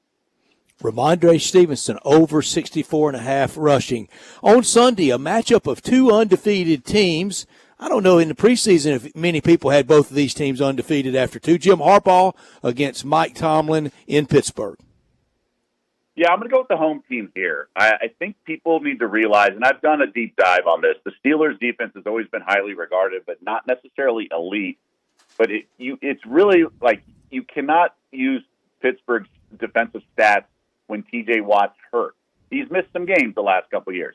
I think you throw that out. It's like a quarterback being out and trying to evaluate the offense. Like, just look at the games he plays, and they are amazing. And really, he is such a game wrecker. And I think this Chargers team's a little bit of a farce of a 2-0. Maybe Pittsburgh is too, but I'm on the Steelers here minus the 1.5. Chargers stayed on the East Coast after playing in Carolina last week. They didn't go home and then fly back out to Pittsburgh. I like that, but either way, it's still away from home for a while. It's draining, all that stuff. I think the situational spot favors Pittsburgh, and I think the offense can do just enough. I'll lay the 1.5. But I do lean to the under first half of this game, 17.5 as well. I think we're going to see rock fights, and I think you should be betting Steelers unders until they don't hit, because I think the market just can't correct enough. Yeah, I think that's a smart play for sure. Doug Kazarian joining us from OnlyPlayers.com. Last one for you, Doug. Going back to Tennessee, but in the NFL with the Titans. They're at home on Sunday against the Packers. A Packers team that Jordan Love goes down with injury. Malik Willis steps in last week. They're able to get the win, an upset win. And now kind of unclear, will Jordan Love be able to be back? He's been practicing this week. Going up against the Titans team, 0-2. First week really let it get away from them. Back and forth game last week against the Jets. Right now, Titans a 2.5-point favorite. That total sitting at 37.5. What do you like in this one? Yeah, it's a really interesting game on many fronts. So let's start with the Jordan Love thing. I do think there is a chance he plays. It's not out of the question. Now, my gut tells me he won't. And if he does, he's going to have a knee brace and be very limited, and not the Jordan Love we know, like the mobile one, right? So it's going to be a fraction of who he is. Now, if this were a playoff game and the team says, look, 75% of you is better than 100% of Malik, like Willis, so let's go with you. But they got Minnesota on deck. They got the win last week. The Colts defensive coordinator was stupid and Green Bay ran the ball like no other. Tennessee's not going to allow that. And from a box scores perspective, Tennessee is 0-2. I get it, but they could very easily be 2-0. And teams that are winless historically, that are favored over a team that's not winless, have done really well against point spread. So I think as long as Will Levis doesn't panic and throw the ball to the other team and have some stupid plays, I think Tennessee's going to be the right side. And I'm a guy who bet them under 6.5 wins this year. And so I was rejoicing the last couple of weeks because I was not on. They were trendy underdogs the first 2 weeks. But I do think this is the right spot because if Malik Willis plays, Tennessee knows what Green Bay's going to try to do. They know Willis from when he was there. I think it could be a bloodbath. I even like some alternate lines like the Titans minus 9.5 plus 300, things like that. I think this could be actually a rout. Wow. That is stunning. Sunday, that game in Nashville, Titans and the Packers. Doug, in Las Vegas, I know the widespread, the national wave of legal sports wagering. We have it here in our area. But in Las Vegas, what's the size of a bet that the general manager of the sports book comes out and goes, who are you? I mean, what kind of bet does that player have to make? And are there any kind of those players out here in the hinterlands between Atlantic City and Las Vegas? Well, yeah, they're everywhere. And states are realizing that there's big bettors who want to bet sports on an NFL Sunday. But I think in terms of getting to the right amount, it depends on what game day is. So if you're betting Sunday morning of an NFL Sunday, the limits are higher for sure. Saturday, they're a little bit smaller, and Friday and so forth, they get smaller. Now, it's a really big law now in Nevada and I think elsewhere. It's like know your customer. So you need a player's card to make a bet like over $1,000 because I personally know that there was a casino in town that got busted for taking a blackjack player's money, a big high roller, but he was laundering money from like a cartel. So in Mexico, I believe. Holy so they got to know who you are. If you bet, and they'll take a $20,000, $30,000, $50,000 bet on an NFL side, even if they don't know you. But as long as you have a player's card and everything, that's fine. But to get supervisor and all that, they have their established limits and they don't mind. On an NFL Sunday, you can bet six figures at some of these books on any of these games as long as it's not 3 minutes before kickoff. Now, the Titans-Packers game might be what we call circled, which means that has lower limits because there's a significant injury and there may be an information leak or something like that. But Carolina and Vegas playing, we know Bryce Young's not going to start, and the Raiders are the home team, and people want to fire. They'll take a six-figure bet on that a couple hours before kickoff, sure. That's fascinating stuff it really from Vegas. But, Doug, this has been a ton of fun every single week. Thank you again for joining us, and let's do this again next week. You got it, fellas. Thanks so much. Thank you, Doug. Good luck this weekend. Doug Kazarian with us, and it is fascinating. You saw and heard him forever with ESPN. Now he's doing his own thing at onlyplayers.com. Go to onlyplayers.com and find out more from Doug Kazarian. Together, let's drive to All-Star Chevrolet in Olive Branch. Head down Highway 78, first exit, Kraft Goodman Road into Mississippi, and you're there, and that's where all the Chevy trucks are because it's Chevy truck season. It's not just football season, it's Chevy truck season. Every new Silverado you're looking for, come drive a few and drive off the lot in the one that you love. Financing is low. It's 1.9%, no payments for 90 days, 0 payments for 90 days. That's just putting money in your pocket. Your good credit deserves it, and you'll get it at All-Star just in time for this weekend for tailgating at the next big game. All-Star Chevy, the best tailgating Tahoes around. If you're law enforcement, educator, military, recent grad, first responder, healthcare worker, instant $500 bonus back. Come check out the huge, and I'm talking gigantic, pre-owned section at All-Star. All the brands, Nissans, Fords, Jeeps, Toyotas, cargo vans, a ton of pre-owned Silverados as well. And if you got any vehicle you want to sell, whether you bought it at All-Star or not, bring it there. Instant big money for you at All-Star. Don't miss Chevy truck season sale going on now in Olive Branch at All-Star Chevrolet. For more information, go to allstarautogroup.com. Well, let's get to another break. When we come back, it'll be time for Big Number of the Day.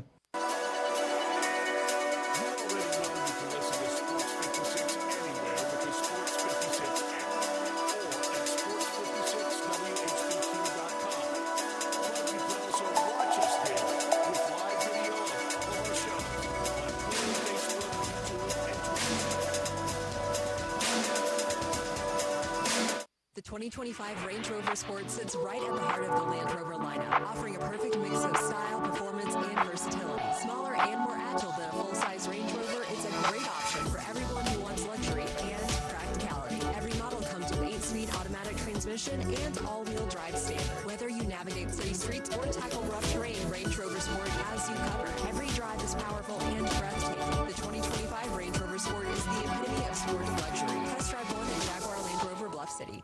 I felt like we were really lucky to have a place like Genesis. There are several jewelry stores, I know, but I don't think any of them can match up to Genesis. Meet Beth Gear, another thrilled Genesis Diamonds customer. Yeah, the whole experience was wonderful. I felt really super comfortable, and I felt confident that we were getting the best deal for the money, too. But for Beth, it was more than just getting a great price. I'd say the value was extraordinary. Even if the price had been slightly more, I think we would have still chosen Genesis just because we felt that there really was a personal connect. We felt like they really want us to be happy. Genesis Diamonds, where you and your budget are respected from the minute you walk in. No matter what your budget is, Genesis will work with you. They never make you feel uncomfortable if you don't have the biggest budget. They are very respectful of our budget and need to stay within it. Discover the Genesis difference, where we will be proud to show up. We always tell people to have a Genesis because I want them to have the same thing. Genesis Diamonds, Memphis' direct diamond import, and Poplar and Perkins Extended.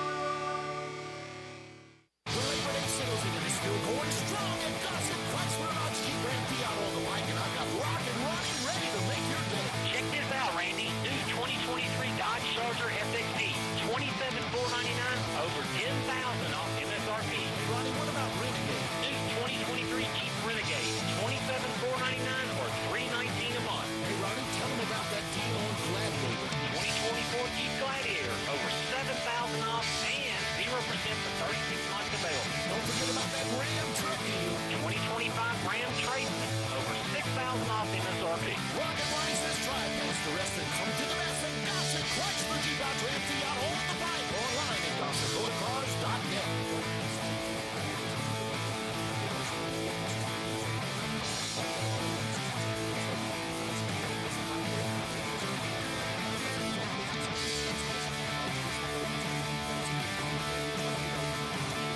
You or someone you know or care about has dealt with a difficult divorce. When facing divorce, you need the attorneys at Rice Law. Nick and Larry Rice lead the firm with 3 generations and 7 decades of experience. Located in Memphis, serving the entire state of Tennessee and North Mississippi. Rice Law is who you need to call. Simple or difficult divorce, they know how to handle it. Call Rice Law at 901-526-6701, or for more information, visit them at aboutdivorce.com. That's aboutdivorce.com. Now, back to Sportstime on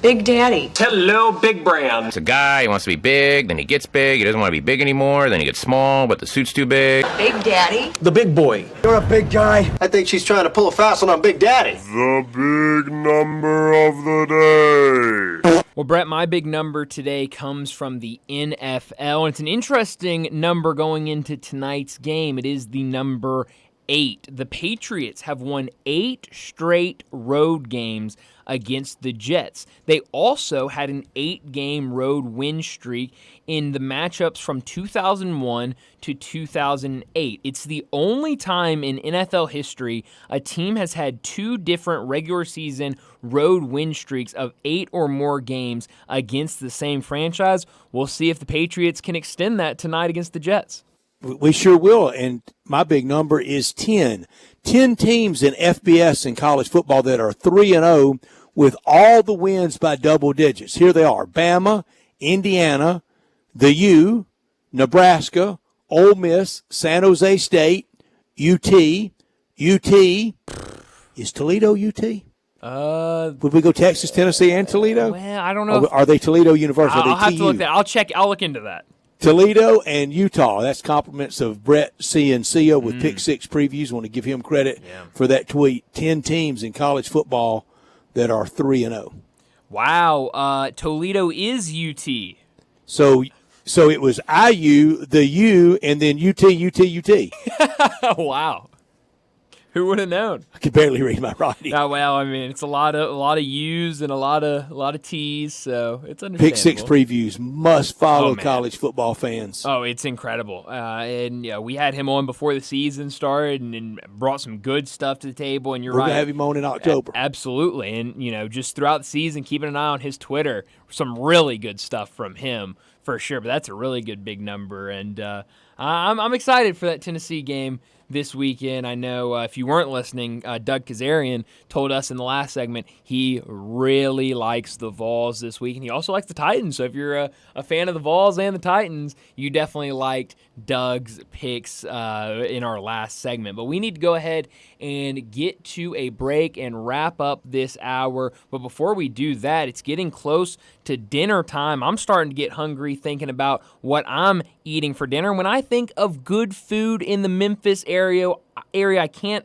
not think of barbecue, and you can get the world-famous Memphis-style barbecue any night at the Commissary. With locations in Germantown and Collierville, stop in for lunch or dinner or get it to go. Start your meal with an appetizer like the cheese plate, chicken wings, or my favorite, the barbecue nachos. For more than 40 years, the Commissary has been a staple in this area, and a big part is because of that quality food they serve. My go-to are the ribs, but it's hard to resist the barbecue shoulder. Get it chopped or pulled, and get it by the plate or by the pound. And it comes in handy with the sandwich packs. Feed the whole group with a 6-pack, 8-pack, even a 12-pack. And don't forget about the dessert, like the delicious banana pudding, brownie, or the lemon icebox pie. Check out the entire menu and catering options at commissarybbq.com. Whether it's a watch party for your favorite team or a tailgate, let the Commissary cater your next event.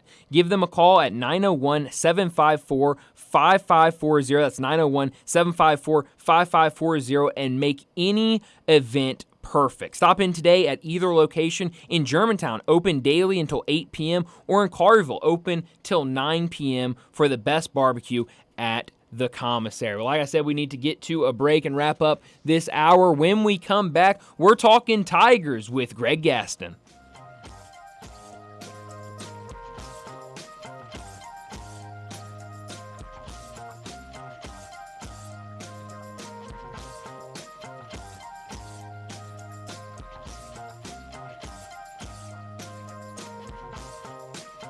Top Gun is the largest indoor range in the Mid-South, but size isn't their only difference. Top Gun has the best instructors with over 300 years combined experience and classes all the way from first shot to master marksmanship. Plus, Top Gun is affordable. Gold membership is just $48 a month. That's just $1.60 a day for unlimited range time.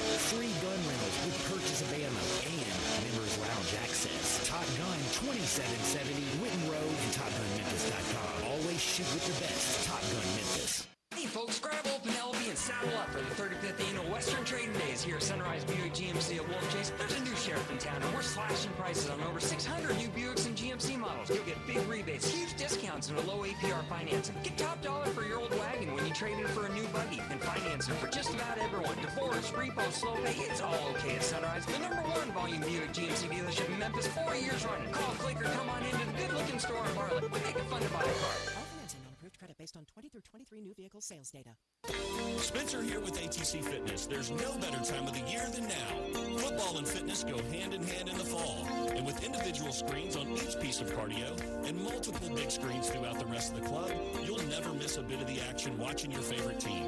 ATC Fitness continues to be the Mid-South's choice for fitness, family-owned for 30 years, and proud supporters of Coach Silverfield and the Memphis Tigers.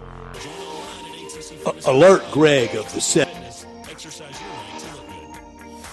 Family Leisure is having the world's biggest spa set. It's happening right now. You can save thousands on in-stock hot tubs that are ready to be delivered. Family Leisure has spas that start at just $28.99. You know those cold plunges? You can get one for yourself starting at $39.99. Or how about swim spas? They start at $17,499. Plus, Family Leisure has set up special financing just for this event. Have you been sitting on the fence about an above-ground pool? Get off that fence and get to Family Leisure to take advantage of huge discounts on all their in-stock above-ground pools. And if you need some patio furniture, it's all priced to move out now. It's not too late to have some summer fun, courtesy of Family Leisure. But you better hurry up. The world's biggest spa set might go on forever. Family Leisure. Wit and Run at I-40. Family and fun come together.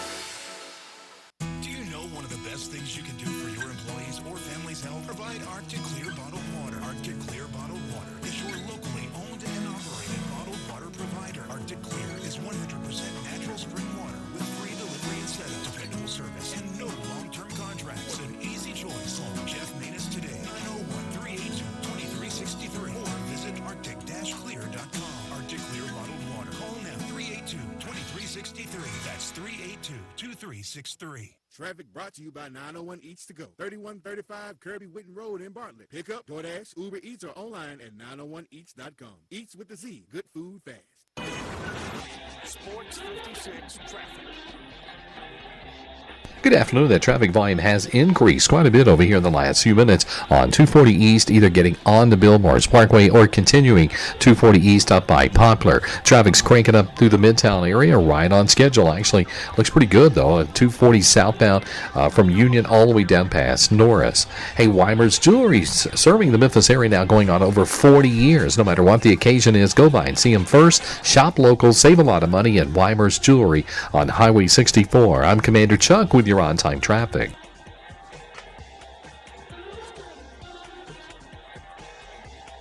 Broadcasting from the Family Leisure Studios, we are Sports 56, WHBQ Memphis, and W253DF Memphis.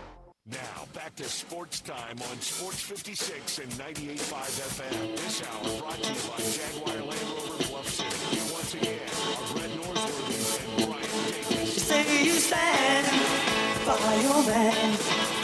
Tell me something. Welcome back into Sports Time. Bryant and Brett with you, and our 5 o'clock hour brought to you every day by Jaguar Land Rover Bluff City. We'll tell you more about them later in this segment, but plenty of Tiger news to get to, so let's not waste any more time. Let's go ahead and get to Greg Gaston. From the Tigers sideline, it's Tigers Talk with Memphis broadcasting legend Greg Gaston. Hear Greg weekday mornings on Sports 56 mornings, along with Eli Savoy from 7 to 10, right here on Sports 56 and 98.5 FM. On Twitter X at Greg_Gaston. Here's Greg with Bryant and Brett.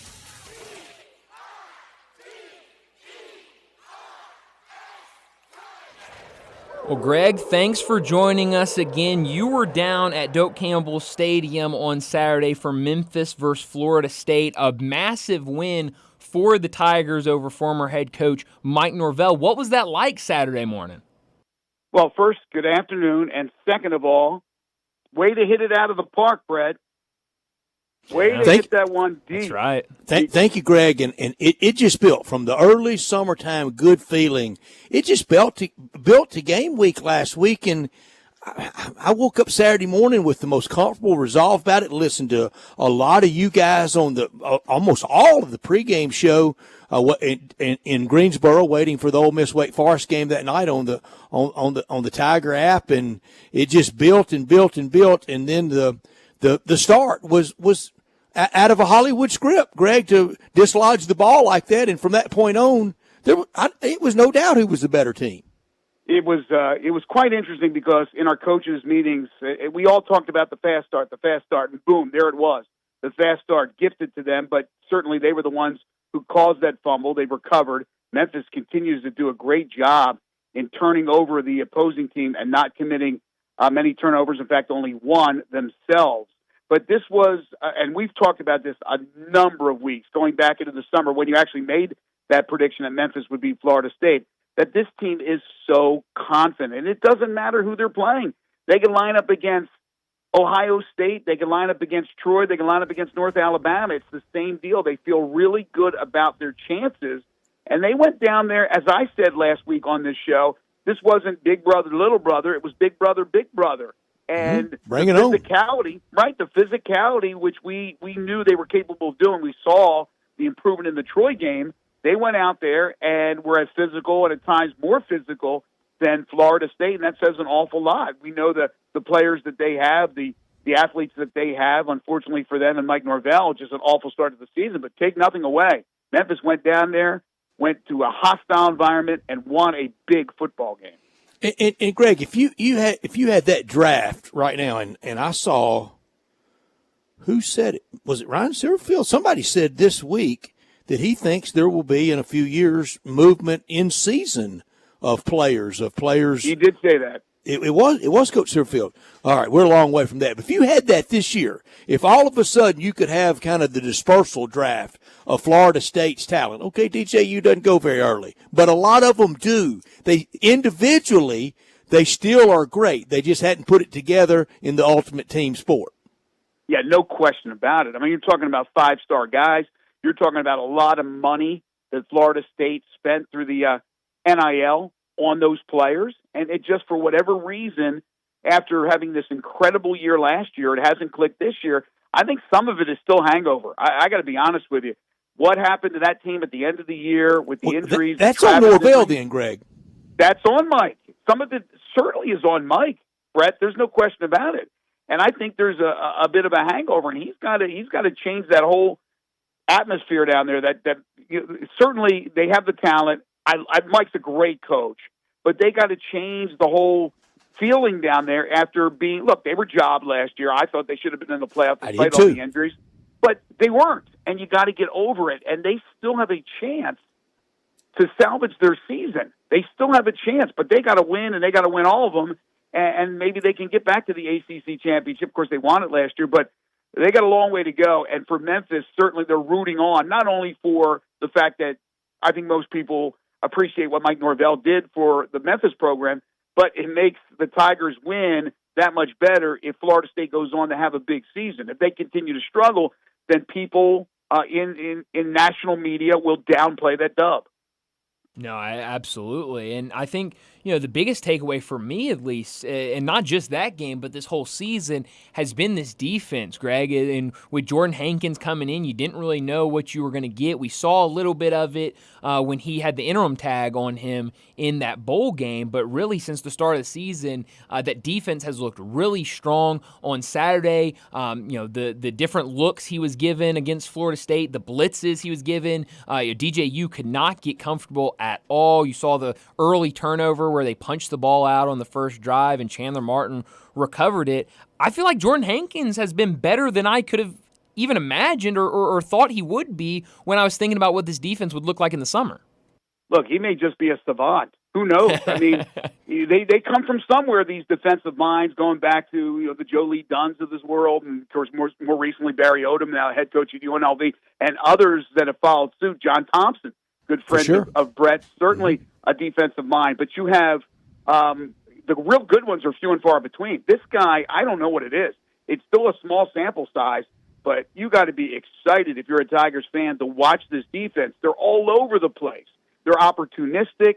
They're helping each other out on the field. If there's somebody that's in the wrong spot, they move them over. They're very communicative as far as relaying what they think they're seeing from that offense that they're going up against, and they are pressuring the quarterback. You saw Jordan Hankins in that fourth quarter when Florida State still had an opportunity to get back into the game, that they pressured DJ Uiagalelei. They did not let him sit back there and throw bombs at the end of the game and see what happens. They didn't go into a prevent defense, which I absolutely despise. They stayed aggressive. But here's the other thing. It alters from game to game depending on what matchup they're going up against. We talked about this before the season. That's what Jordan had told me and told everybody else, that you can't just say, this is what I'm going to do defensively. It all depends on the personnel, the situation that he's going up against. For example, you have Navy this weekend. Navy is going to present a whole other bag of problems where maybe you're not as aggressive, because if you are, you could be a little overzealous and you leave all of a sudden a lane open and Navy could take it to the house for 80 yards. So there's different philosophies on the way he wants to play defense, but I can tell you this, he wants his guys hitting, he wants them tackling. He wasn't happy with 15 missed tackles in the Florida State game, and he wants them to be aggressive. Greg, I know you've been in a lot of locker rooms, whether you call it down the middle just as a reporter or like now working for a team. In the happy locker rooms you've been in and you part of the team, how special were the hugs and the high fives and that of boys? How special was that Saturday afternoon?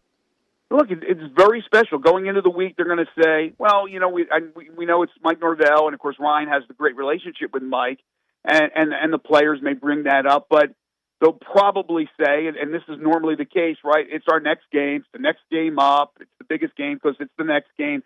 They know how big that game was. They knew exactly what kind of hornet's nest they were possibly walking into with Florida State 0-2 and in desperation for a win. They had to pick up their game, and they did so. So in the locker room and after the game and on the plane, obviously there were some excited young men who knew that they got the job accomplished, and they knew how big the magnitude of that W was. But on the same token, after, I'm sure, celebrating Saturday night, it was back to work on Sunday, looking at tape and getting ready for Navy. And I think that this team and this coaching staff have done a really good job in not getting too high or getting too low. And Greg, for you personally, and for your entire crew, that we all love sports so much and love college football so much, and quite the contrast, maybe the North Pole to the South Pole. And I'm not saying one's better than the other one, but one Saturday at Doak Campbell with the war chant going and the spear being planted, to the next week to be at Navy Marine Corps Stadium in Annapolis for that scene. That's two pretty good weeks for you, my man. It really is. Look, you know the traditions that we have all around the college football landscape, and that's why we all love the sport so much. Traditions, some more notable than others, but everybody has theirs. And to go to Navy, there's not much like that other than going to Army. I've never been to Air Force. I assume that's the same deal. The academies are kind of the anti-NIL, aren't they? They are absolutely the anti-NIL. They're also the anti-transfer, right? They don't do transfers. So you have a whole different type of student athletes, those that are going to protect our country in future years.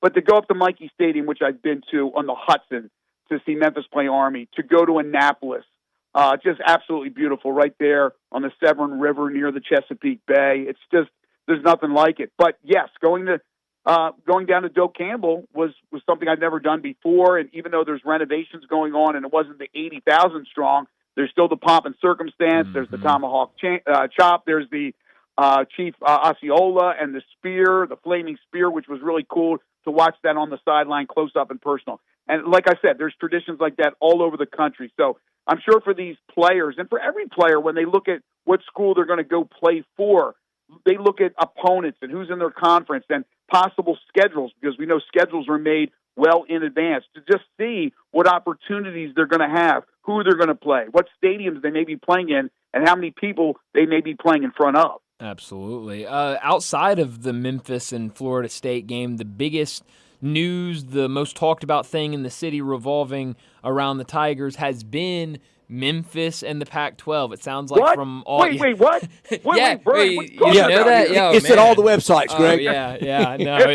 No, we're the only ones talking about it. Where do you sit? It seems like all the reporting is that Memphis is one of the top candidates, possibilities that the Pac-12 will offer them or give them an invite to their new conference. There's been a lot of back and forth. It feels like pretty much everyone has picked their sides and they're sticking to their side. Where do you sit? What do you think about the opportunity for Memphis to change conferences and go to the Pac-12? Yeah, that's a good point you just made. People are picking a side and sticking to their side. It is a polarizing topic here in Memphis. I wonder if it's the same in New Orleans or San Antonio, who have also been mentioned. It's quite interesting. But look, we know the conversations are taking place. We know that the Pac-12, resurrecting that conference, is going to be a shell of what it was, but it still could be the best of the group of 5, then group of 6. And we know that the Pac-12 is still a moniker that resonates. It's a name that resonates. And we know they have to get a minimum of 2 more. So there's a lot of things that come into play. If you say no, do the other teams that are right there at the top of the American with you, do they leave? And it's almost like you have to go if they go. There's all that. There's a lot of things that have to be taken into consideration. But for me, I've stuck to my guns. And like I said, I've read everybody locally, nationally. It's amazing the differing of opinions. But to me, it's still the bottom line. What are you going to offer us? What are you looking at to the future for this conference as far as the media rights contract? What do you think you can get out of it? Because we know they're not going to be handed some automatic bid. We know that it's going to be still a group of 5 and not a power 5 or a group of 6, like I said. We know that the travel completely changes for Memphis unless they go ahead and try to bring in a total of 12 teams or 10 to add to Oregon State and Washington State and make an East or West. There's a lot of things that are happening right now, but the bottom line is still the bottom line, and that's the Benjamin. Show me the Benjamin. Show me the money, as they say on Jerry Maguire.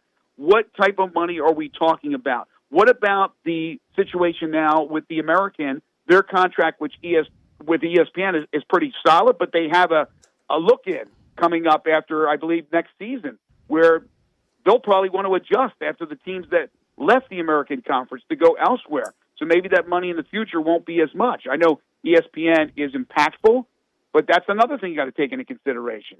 If you do get the invite, are we talking about CW? Are we talking TNT, which is probably going to be looking for programming in the college football world after losing the NBA after next season? All these things have to be taken into consideration when you think about leaving a conference right now to go somewhere else. What's the saying with the bird in hand is better than 2 in the bush, right? Mm-hmm. So if you have something, why do you take a chance that hoping that something else will come out of it? We don't know. And how do you guarantee anything?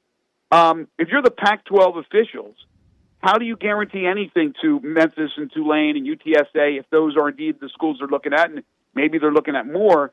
But what do you say? Oh, you're going to get 10 to 12 million a year. How do you know?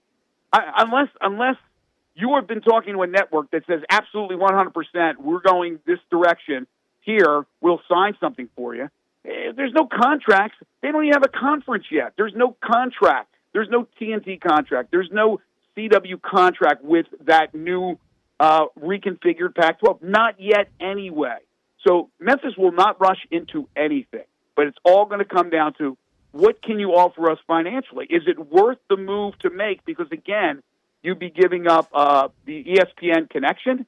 You'd also be having to deal with more expenditures. So what is the bottom line for you? And what do you get out of it? How beneficial is it? It's not a power conference. But, again, some people have said, oh, absolutely, you got to jump on it. Others have said, no, not so fast, my friend. Hold the line and let's see what happens. I'm one of those guys that say, hold the line. If the money's good enough, I think it'll be a better conference. Not substantially better, but it'll be better. It'll be much better than what we have in the American right now. But it's got to be worth your while financially. It's all about the bucks.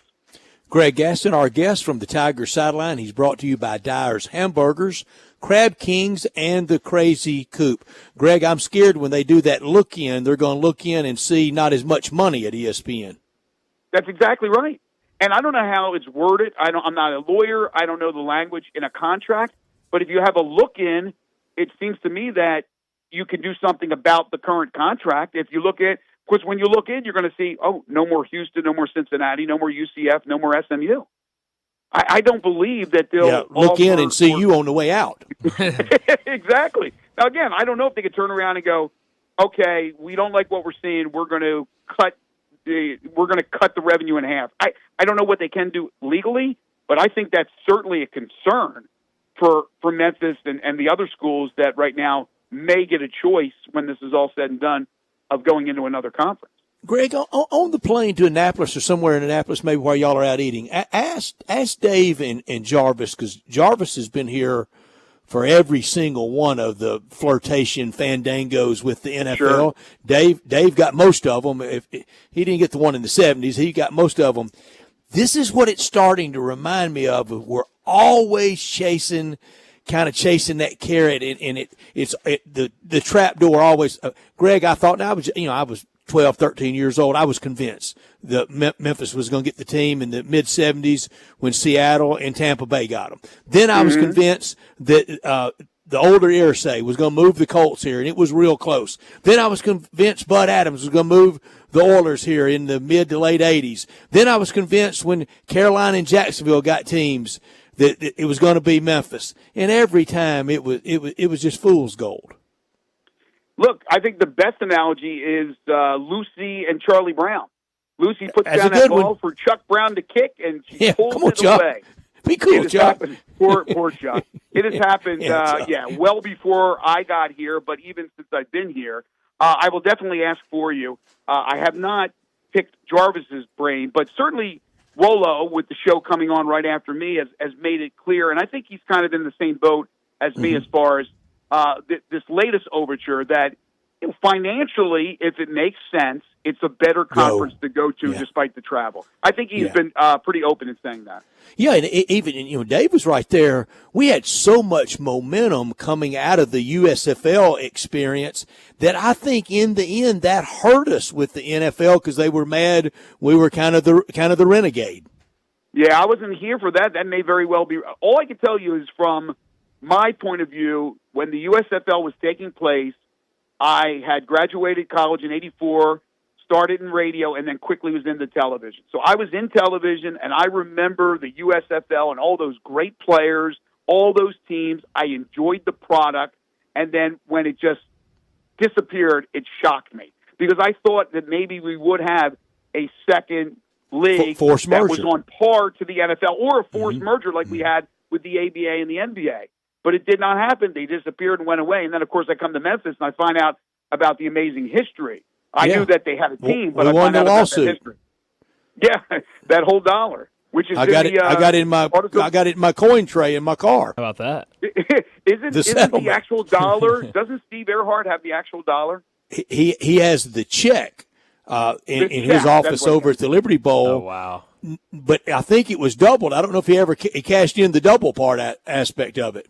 No, I think that's. I didn't mean the dollar. I meant the check. But I think he has that unless he's sold it at an auction or something. But that's it's not going to buy you much unless it's at an auction. It's not going to buy you much. But it is a shame that and people probably hate bringing up the negative things, but we've been close on a lot of things and haven't always cashed in. Although we did cash in on an NBA team.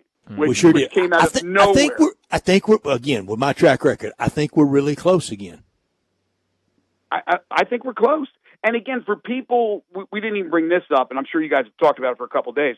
The whole ACC thing. Look, the problem is with me that even if Florida State, and I know they're trying to rectify the situation with Florida State and Clemson, we'll see how that happens. Even if they can do that, there's no guarantees that they would go after Memphis. Maybe they would, maybe they wouldn't. But we thought the Big 12 would, and a couple of times they said thanks but no thanks to Memphis. A couple of times not even inviting them to the dance. So you never know what could happen. But if you get an offer that is too good to refuse, don't refuse it. I mean, take it now. You can't worry about what possibly could happen down the road. Yeah, that's a really good point. Greg, last thing for you on the Tiger front. We had someone text in and ask about injuries. This Tigers team has been a little banged up. Obviously, I know you have information you can't share with us on things, but when you look at this team in terms of guys that are banged up, what do they kind of look like going into this weekend's game against Navy?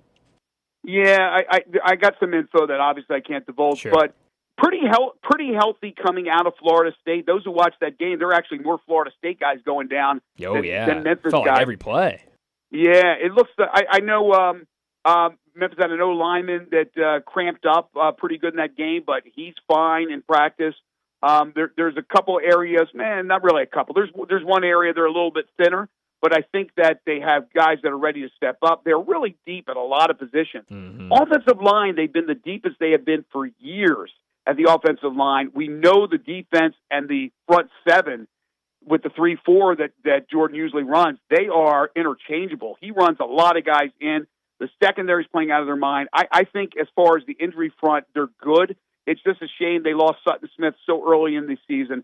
Mario Anderson's going to have a bigger load just the rest of the way. It's going to be more carries, more touches for Mario. But I think overall, you come out of the Florida State game, a little bit of nicks and bruises, but nothing really serious. And I think they're ready to rock and roll against Navy, which will be an altogether different challenge, as you guys know. Yes, it absolutely will be. Well, Greg, as always, thanks so much for joining us, and we'll talk to you again next Thursday. Sounds great, guys. Take care. Thanks, Greg. Greg Gaston joining us to talk some Tigers. You can listen to him every single morning with Sports 56 Mornings with Greg and Eli, and also on the Tigers sidelines for every game. You heard it at the beginning of this segment, our new 5 o'clock sponsor, Jaguar Land Rover Bluff City. Let me tell you about them. Jaguar Bluff City has been the premier Jaguar dealership for the greater Memphis area since 1984. Their talented team is ready to help you find your perfect vehicle at unbeatable rates. Swing by Jaguar Land Rover Bluff City today and check out the new 2025 models like the 2025 Range Rover Sport, the 2025 Range Rover Velar, or the 2025 Defender.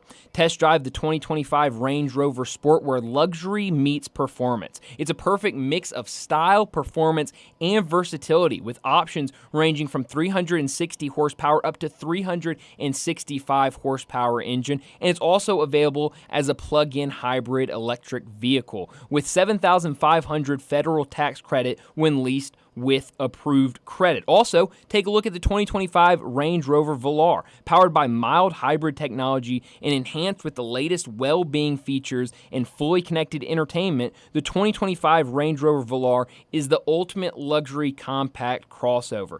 Purchase yours today and get special 4.4% for 72 months financing available with approved credit. And also, don't forget about the 2025 Defender, available in multiple models to fit your needs. The Defender is built for the modern explorer, and Jaguar Bluff City is offering special interest rates for 60 and 72 months on various models. Give them a call at 877-259-6169. That's 877-259-6169, or go online to jaguarbluffcity.com to find your next perfect vehicle. Well, we need to go ahead and get to another break, and when we come back, we'll talk about what's trending. We'll also do some housekeeping on all of our picks. That's next on Sports Time. Start your day with Sports 56 Mornings with Greg Gaston and Eli Savoy. Weekday mornings from 7 to 10, right here on Sports 56 and 98.5 FM. Wash your house or wash your office building? Impossible! Not call Wilson's Pro Wash. Your house, fence, driveway, warehouse, store, hotel, even cars and trucks can all be squeaky clean and beautiful after pressure washing by Wilson's Pro Wash. Wilson's specializes in cleaning all hard surfaces, concrete, stone, brick, and mortar, even wood and vinyl siding. Then Wilson's can seal their surfaces so they stay looking brand new. Call Wilson's Pro Wash, 1-524-6799, or online at wilsonsprowash.com. Looking for an engagement ring that will really knock your socks off? You need to be at Genesis Diamonds. It's such a privilege at Genesis Diamonds for us to work with the world's finest designers. to Corey and for Raja, and we're excited to be able to give you some of the Genesis Vice President David Cooper, the craftsmanship, the detail, the quality, the individuality is bar none anything else. Genesis has been selected as an exclusive provider for every top designer from ways to choose from. And if that's not enough, they can create something that's truly custom craft your learning anything you can imagine. We have the capabilities to realize any dream. Things that other stores may call new. We've been doing it for 34 and 5 years already. So don't settle for a medium style design. You deserve. I'm David Cooper from Genesis Diamonds, and I'm excited to see you show up. It's extended. All 650 acquisition fee, 20,000 miles per year, 20 cents excess mileage, Forte, RE 794, 626, MSRP 21,820, Telluride RG 543,666, MSRP 39,835, Sportage S734,0278, MSRP 29,135, includes all rebates and incentives, PF 695, includes tax, title, and license, must finance through Hyundai with approved credit, valid through 9/30/24, dealers.com. Hey, Jeff Allen, I hear it's a family affair over there in Gossett Kia, South Mount Moriah. Yep, we've got something for everyone. 41 MPG Highway and a 2024 Kia Forte LXS, $199 a month, $37.99 due at signing. 2025 Kia Sportage, $269 per month, $34.99 due at signing. And a 2024 Kia Telluride S front-wheel drive, $359 per month, $39.99 due at signing. And a 2024 Kia EV9 Lite rear-wheel drive has 0% for 72 months available. You haven't heard 0% in a long time. Plus, all those bad boys come with a 10-year, 100,000-mile powertrain limited warranty. So whether you live in Horn Lake, South Haven, Olive Branch, or Memphis, you'll be happy at Gossett Kia on Mount Moriah. Get your tailgate season going now and win a free tailgate package from Buster's Butcher. Stop in Buster's Butcher, 199 South Highland Street, and register to win Ice Mule Cooler, 4 Yeti Coasters, a $200 gift certificate, and some Buster's branded swag. Tailgate package valued at $500, no purchase necessary, 1 entry per person. Winner drawn 10 a.m. October 1st. Buster's Butcher offering the finest selection of curated meats, cheeses, prepared foods, and more. Learn more at bustersbutcher.com. Sports 56 traffic.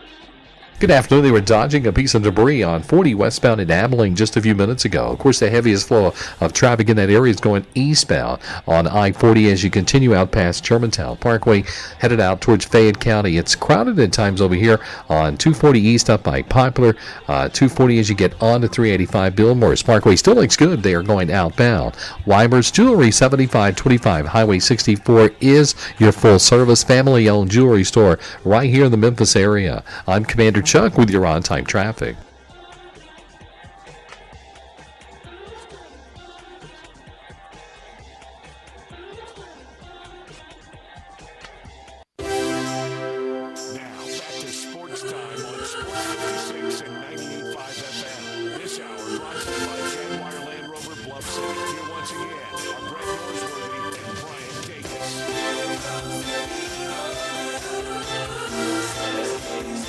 Welcome back into Sports Time. Brian and Brett with you. We got about 30 minutes left in today's show. We got to talk about what's trending. And Brett, we've been saying for the last 2 or 3 days we're going to get some housekeeping done on all of our picks, where things stand. You mentioned we're about a quarter of the way through the college season after this weekend. So let's get some house cleaning done. How about that? We're so far behind the house cleaning, we didn't even get the beds made. we never could get to it. So here the preseason picks in the SEC through 44 games. Darian, 38-6. Wow. Picking SEC. That's 863%. Second, Connor, 37-7, 841%. Third, tied for second, Bryant, 37-7, 841. Last place in SEC, me. 34-10, 772.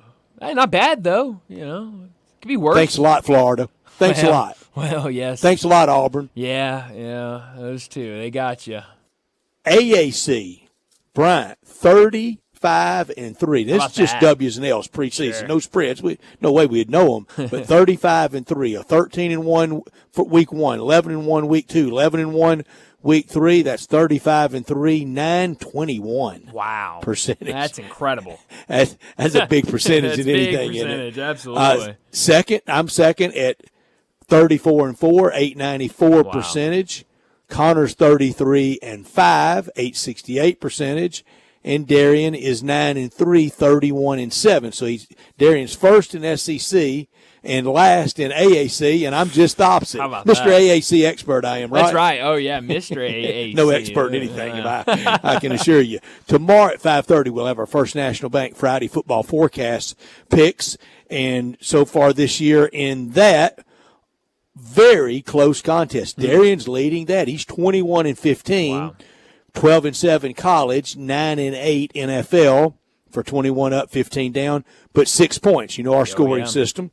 And then Connor is 20-16, 13-6 college, 7-10 NFL, 20-16 overall. He's 6 points. Wow.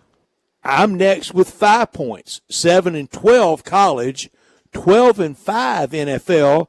19-17 overall, but I've had good luck on my shock picks winning straight up. And you get 2 points for that. So I'm at 5 points. You're 19-17. Wow. 12-7 college, 7-10 pro, and you're 19-17 with 3 points. Wow, so very close. So pretty good picking. Very good picking, I would say. Group lock, we are 3-2 in college. Not bad. And we didn't have a group lock last week in the NFL, so we're 1-1 there for the year from week 1. Not bad. I'd say The good beds picking are for made. us. Well, Laundry still to be done. That's right, yes. At some point, I guess. We'll just keep putting it off, the laundry. Who needs laundry? But 38-6 SEC preseason picks for Darian. That's really good. That's a lot of correct yellow highlighter. That's a lot of correct and a lot of big games that have been played in the SEC to start the year. And the rest of the way, when it gets into mostly SEC, we're going to have a lot of pushes. We're going to have a lot of all of us are going to be on the same page. So Absolutely. Darian's already probably made some clearance to walk away with that. He's got to feel good where he's at, you know. Good, Sure does. Good picking by him, and we always say it's. Who invited him to be part of the pick? Well, I was about to say, Brett. You know, these producers. For the last about year or so, I mean, Johnny was the one that really kickstarted it, and now it just keeps on going. Johnny in his NCAA tournament bracket, and really until the Final Four, and he missed on the semifinals and the finals, but up to that point, that's when we all know in the brackets, you win on that first Thursday and Friday. That's right. It was a bracket that hangs at the bracket Louvre. Oh yeah, and he would always say, "I've never done a bracket before." That makes us feel a lot better. Yeah, thanks, man. Appreciate it. Yeah. I made him enter the contest. You did. Brad, I just don't want to gamble. I'm paying your way. Don't worry about it. It's not you doing it. No, you do it. But yeah, it's just incredible what these producers have been doing, and now we have two that are both doing really well. So picks tomorrow, fun game tonight. Good weekend ahead. Where are the upsets coming from in college football this weekend? They're out there. Sure. I think this is, last year was so passé. It was fun. It was good. It was the last year of the four teams. And in the end, I don't know I thought Michigan could win it. But, most everybody would look at Michigan or rather Alabama or Georgia, and then Michigan wins it all. It kind of got good at the end, but there were times last year where it was very predictable. Sure. This year hadn't been, and I don't think it's going to be. No, I don't think so. And, a little peek behind the curtain, I was looking last night and going through for our picks tomorrow afternoon at 5:30, and I was looking for a lock and a shock. And I'll be honest, Brett, I was having trouble trying to find both because I think there are a lot of good games, but, kind of hard to pick a shock because, you look at these teams, I think in terms of if you're just looking for an upset, I think this Utah-Oklahoma State game is going to be very interesting right now. Oklahoma State, a 2.5-point favorite at home. I could see Utah going on the road. I mean, we saw Arkansas take them to the ropes. So, maybe you could see Utah do the same. I feel very confident with what Utah has, especially if Cam Rising plays, and it looks like he will. Another game that I'm keeping an eye on,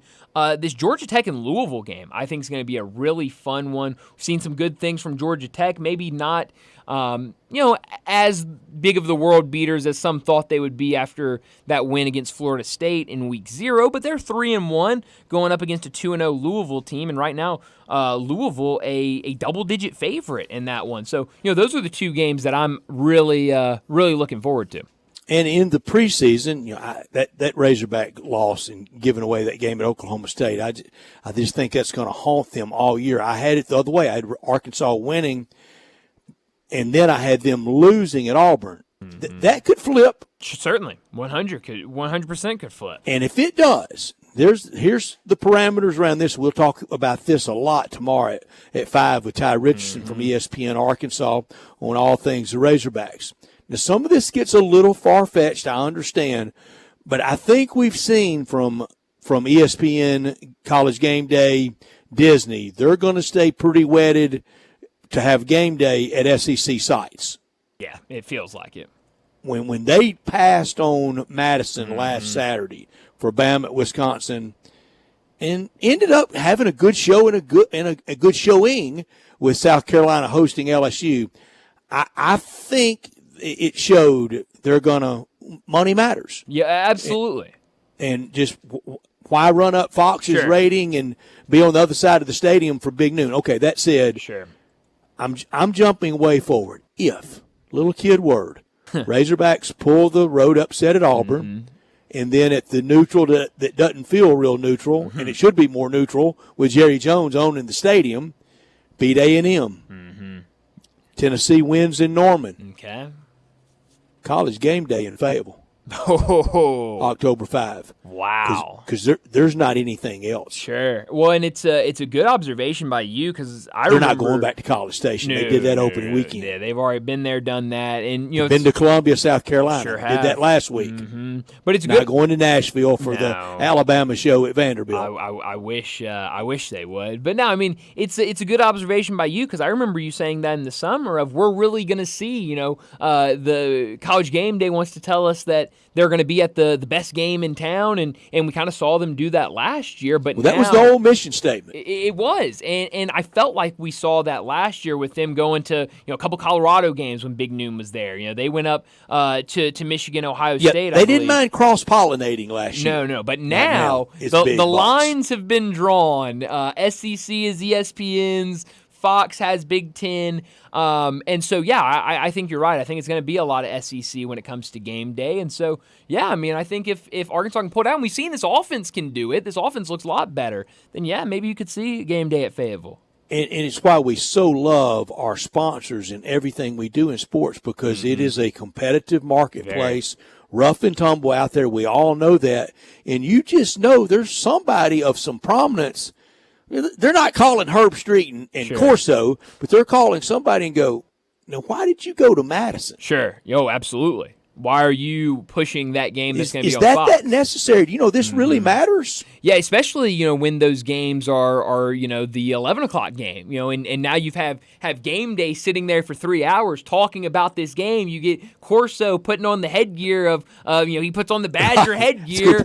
And now it's all right, time to kick off, and the screen goes black. Send it to Columbia. Yeah. And you get a SEC game or something. Well, a lot of people watching that are going to say, well, you've been building up Wisconsin versus, Penn State. I'm going to flip it over to Fox and watch this big-time game. Now, the famous we go to the best game of the week mantra, that came from when I still got HBO and still watched Real Sports, and it was a Frank DeFord piece on the rock stardom of game day. I'm going to say around 2010, 2011, maybe even before that, and that was the mantra. Well, that changed through the years, and I'm not running anybody down, but the best game on a Saturday is not in the Dakotas. No.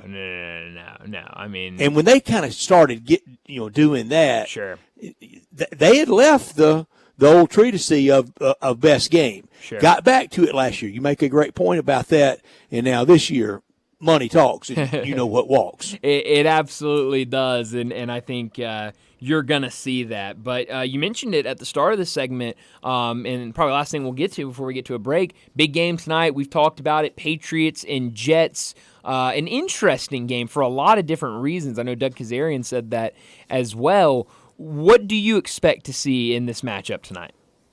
Ground chuck.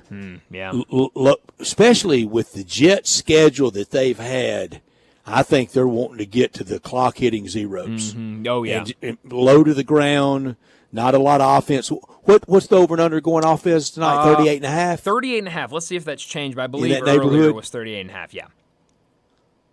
Well, that's not as low as some. There were a couple last week that I made mention of it. It was as low as week 1 of a preseason game.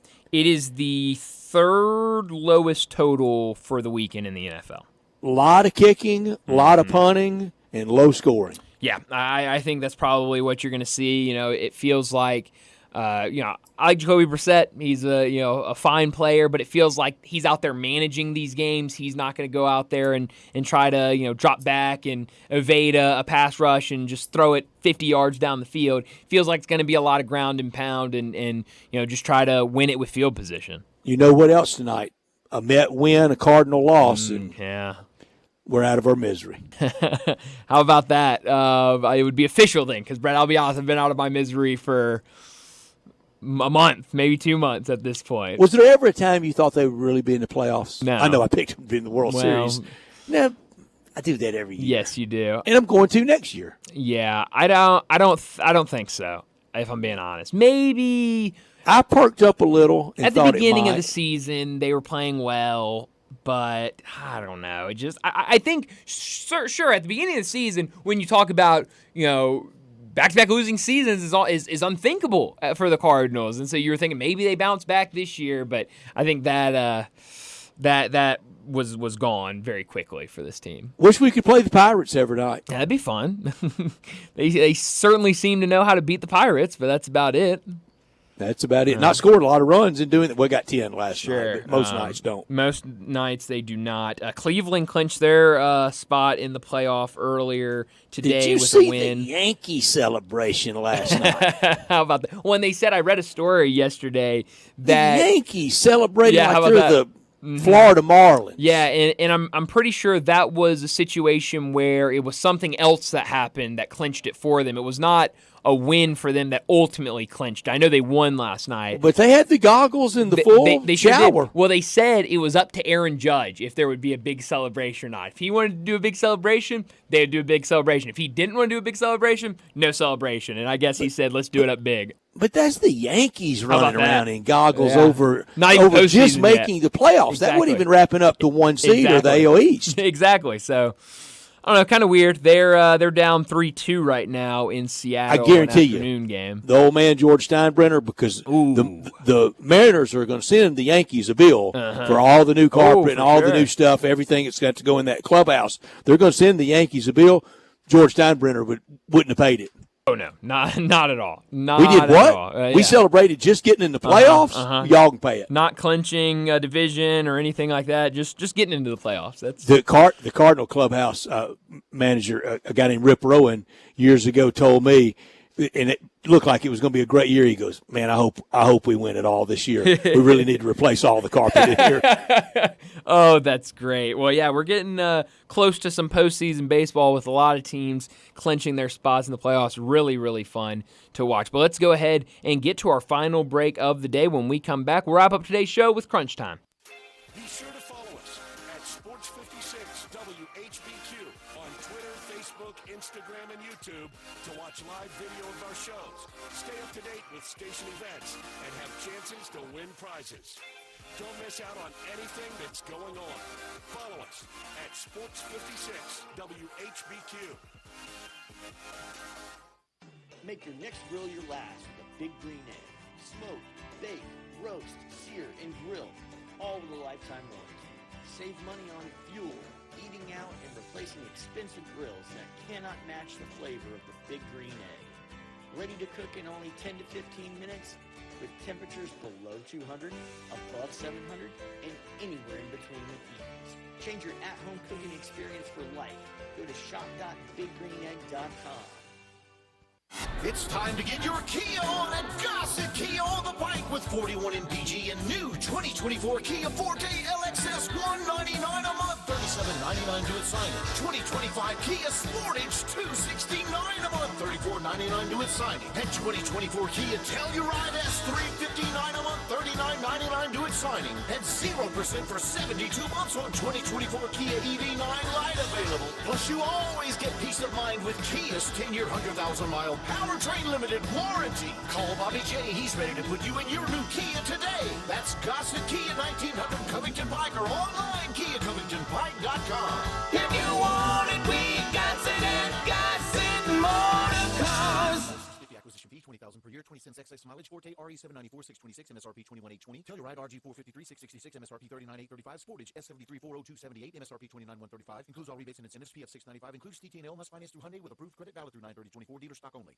Napa Cafe celebrates 26 years in 2024. Hi, I'm Glenda Hastings, owner of Napa Cafe, and I want to thank you for making us part of your dining experiences. Treat yourself tonight with a delightful dinner. Maybe start with an appetizer like our baked sweet peculiar peppers stuffed with goat cheese and mozzarella, finish with basil pistou, and move on to one of our cozy dishes like the double chocolate stout braised boneless beef short ribs with tonkatsu sauce and creamy mashed potatoes, or a fresh seafood dish like our pan-roasted ginger buttered sea bass with cilantro soy vinaigrette.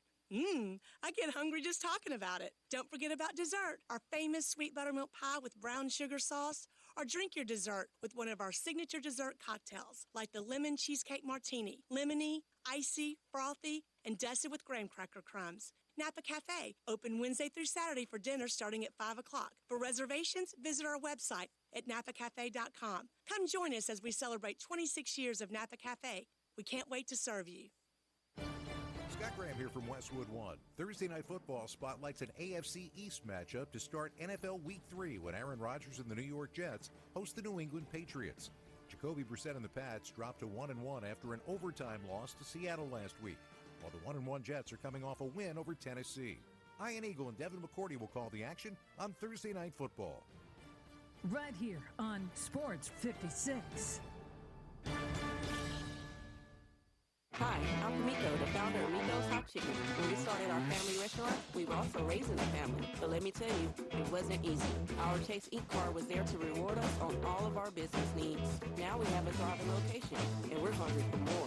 Chase Inc. Business Unlimited card. You can earn unlimited 1.5% cash back on every purchase, so your business can go from here to possible. Chase for business. Make more with yours. Real business owners compensated for the participation. Card issued by JP Morgan Chase Bank and another advice. Subject to credit approval. Terms apply. This is the story of the one. As a warehouse manager, her job is to transform chaos into clarity and to see patterns where others see problems. Luckily, she's got a partner who shares her perspective. Grainger offers over 1 million industrial-grade products, backed by real-person support and in-depth online resources, so she can tackle every task with precision and turn potential setbacks into streamlined success. Call Grainger.com or just stop by. Grainger, for the ones who get it done.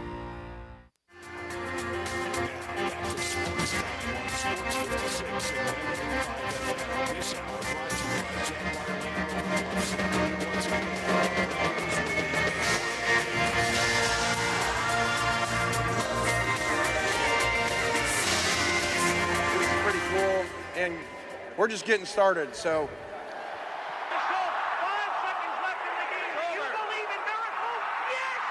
Spanning the globe. Go crazy, folks!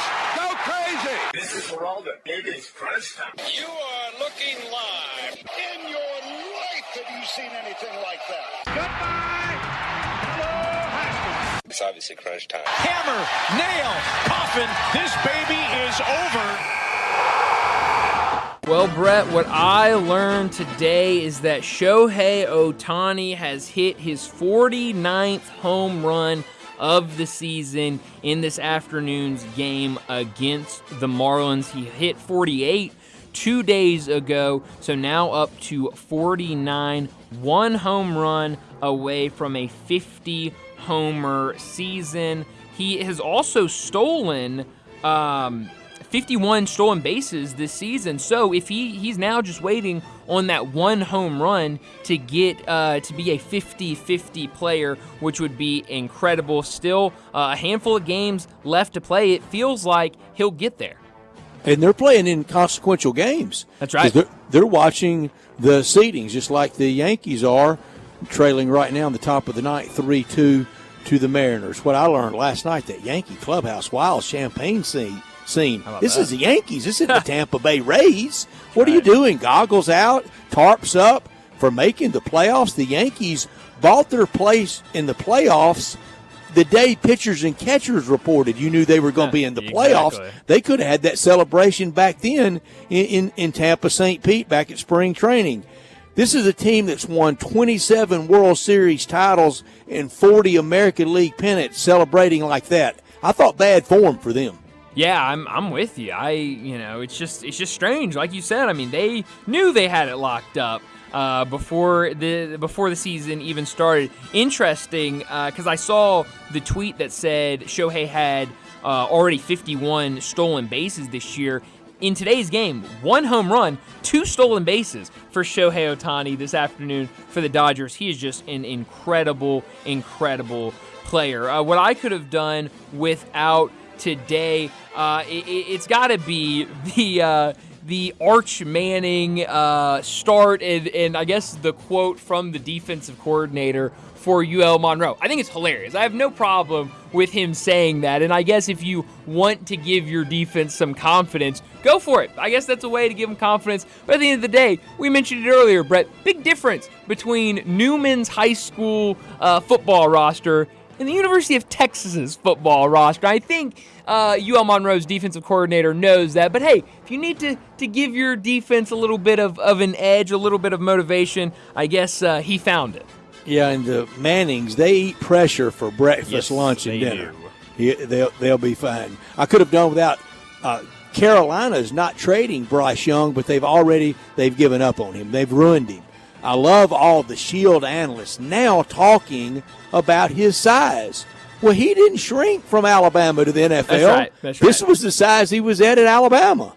Yeah, I mean, it's always been the size, but now that he hasn't found success, it's become a big thing. That should have been a big thing during the draft process. But, Bryant, the 50,000-foot view of criticizing Bama quarterbacks, it's fair.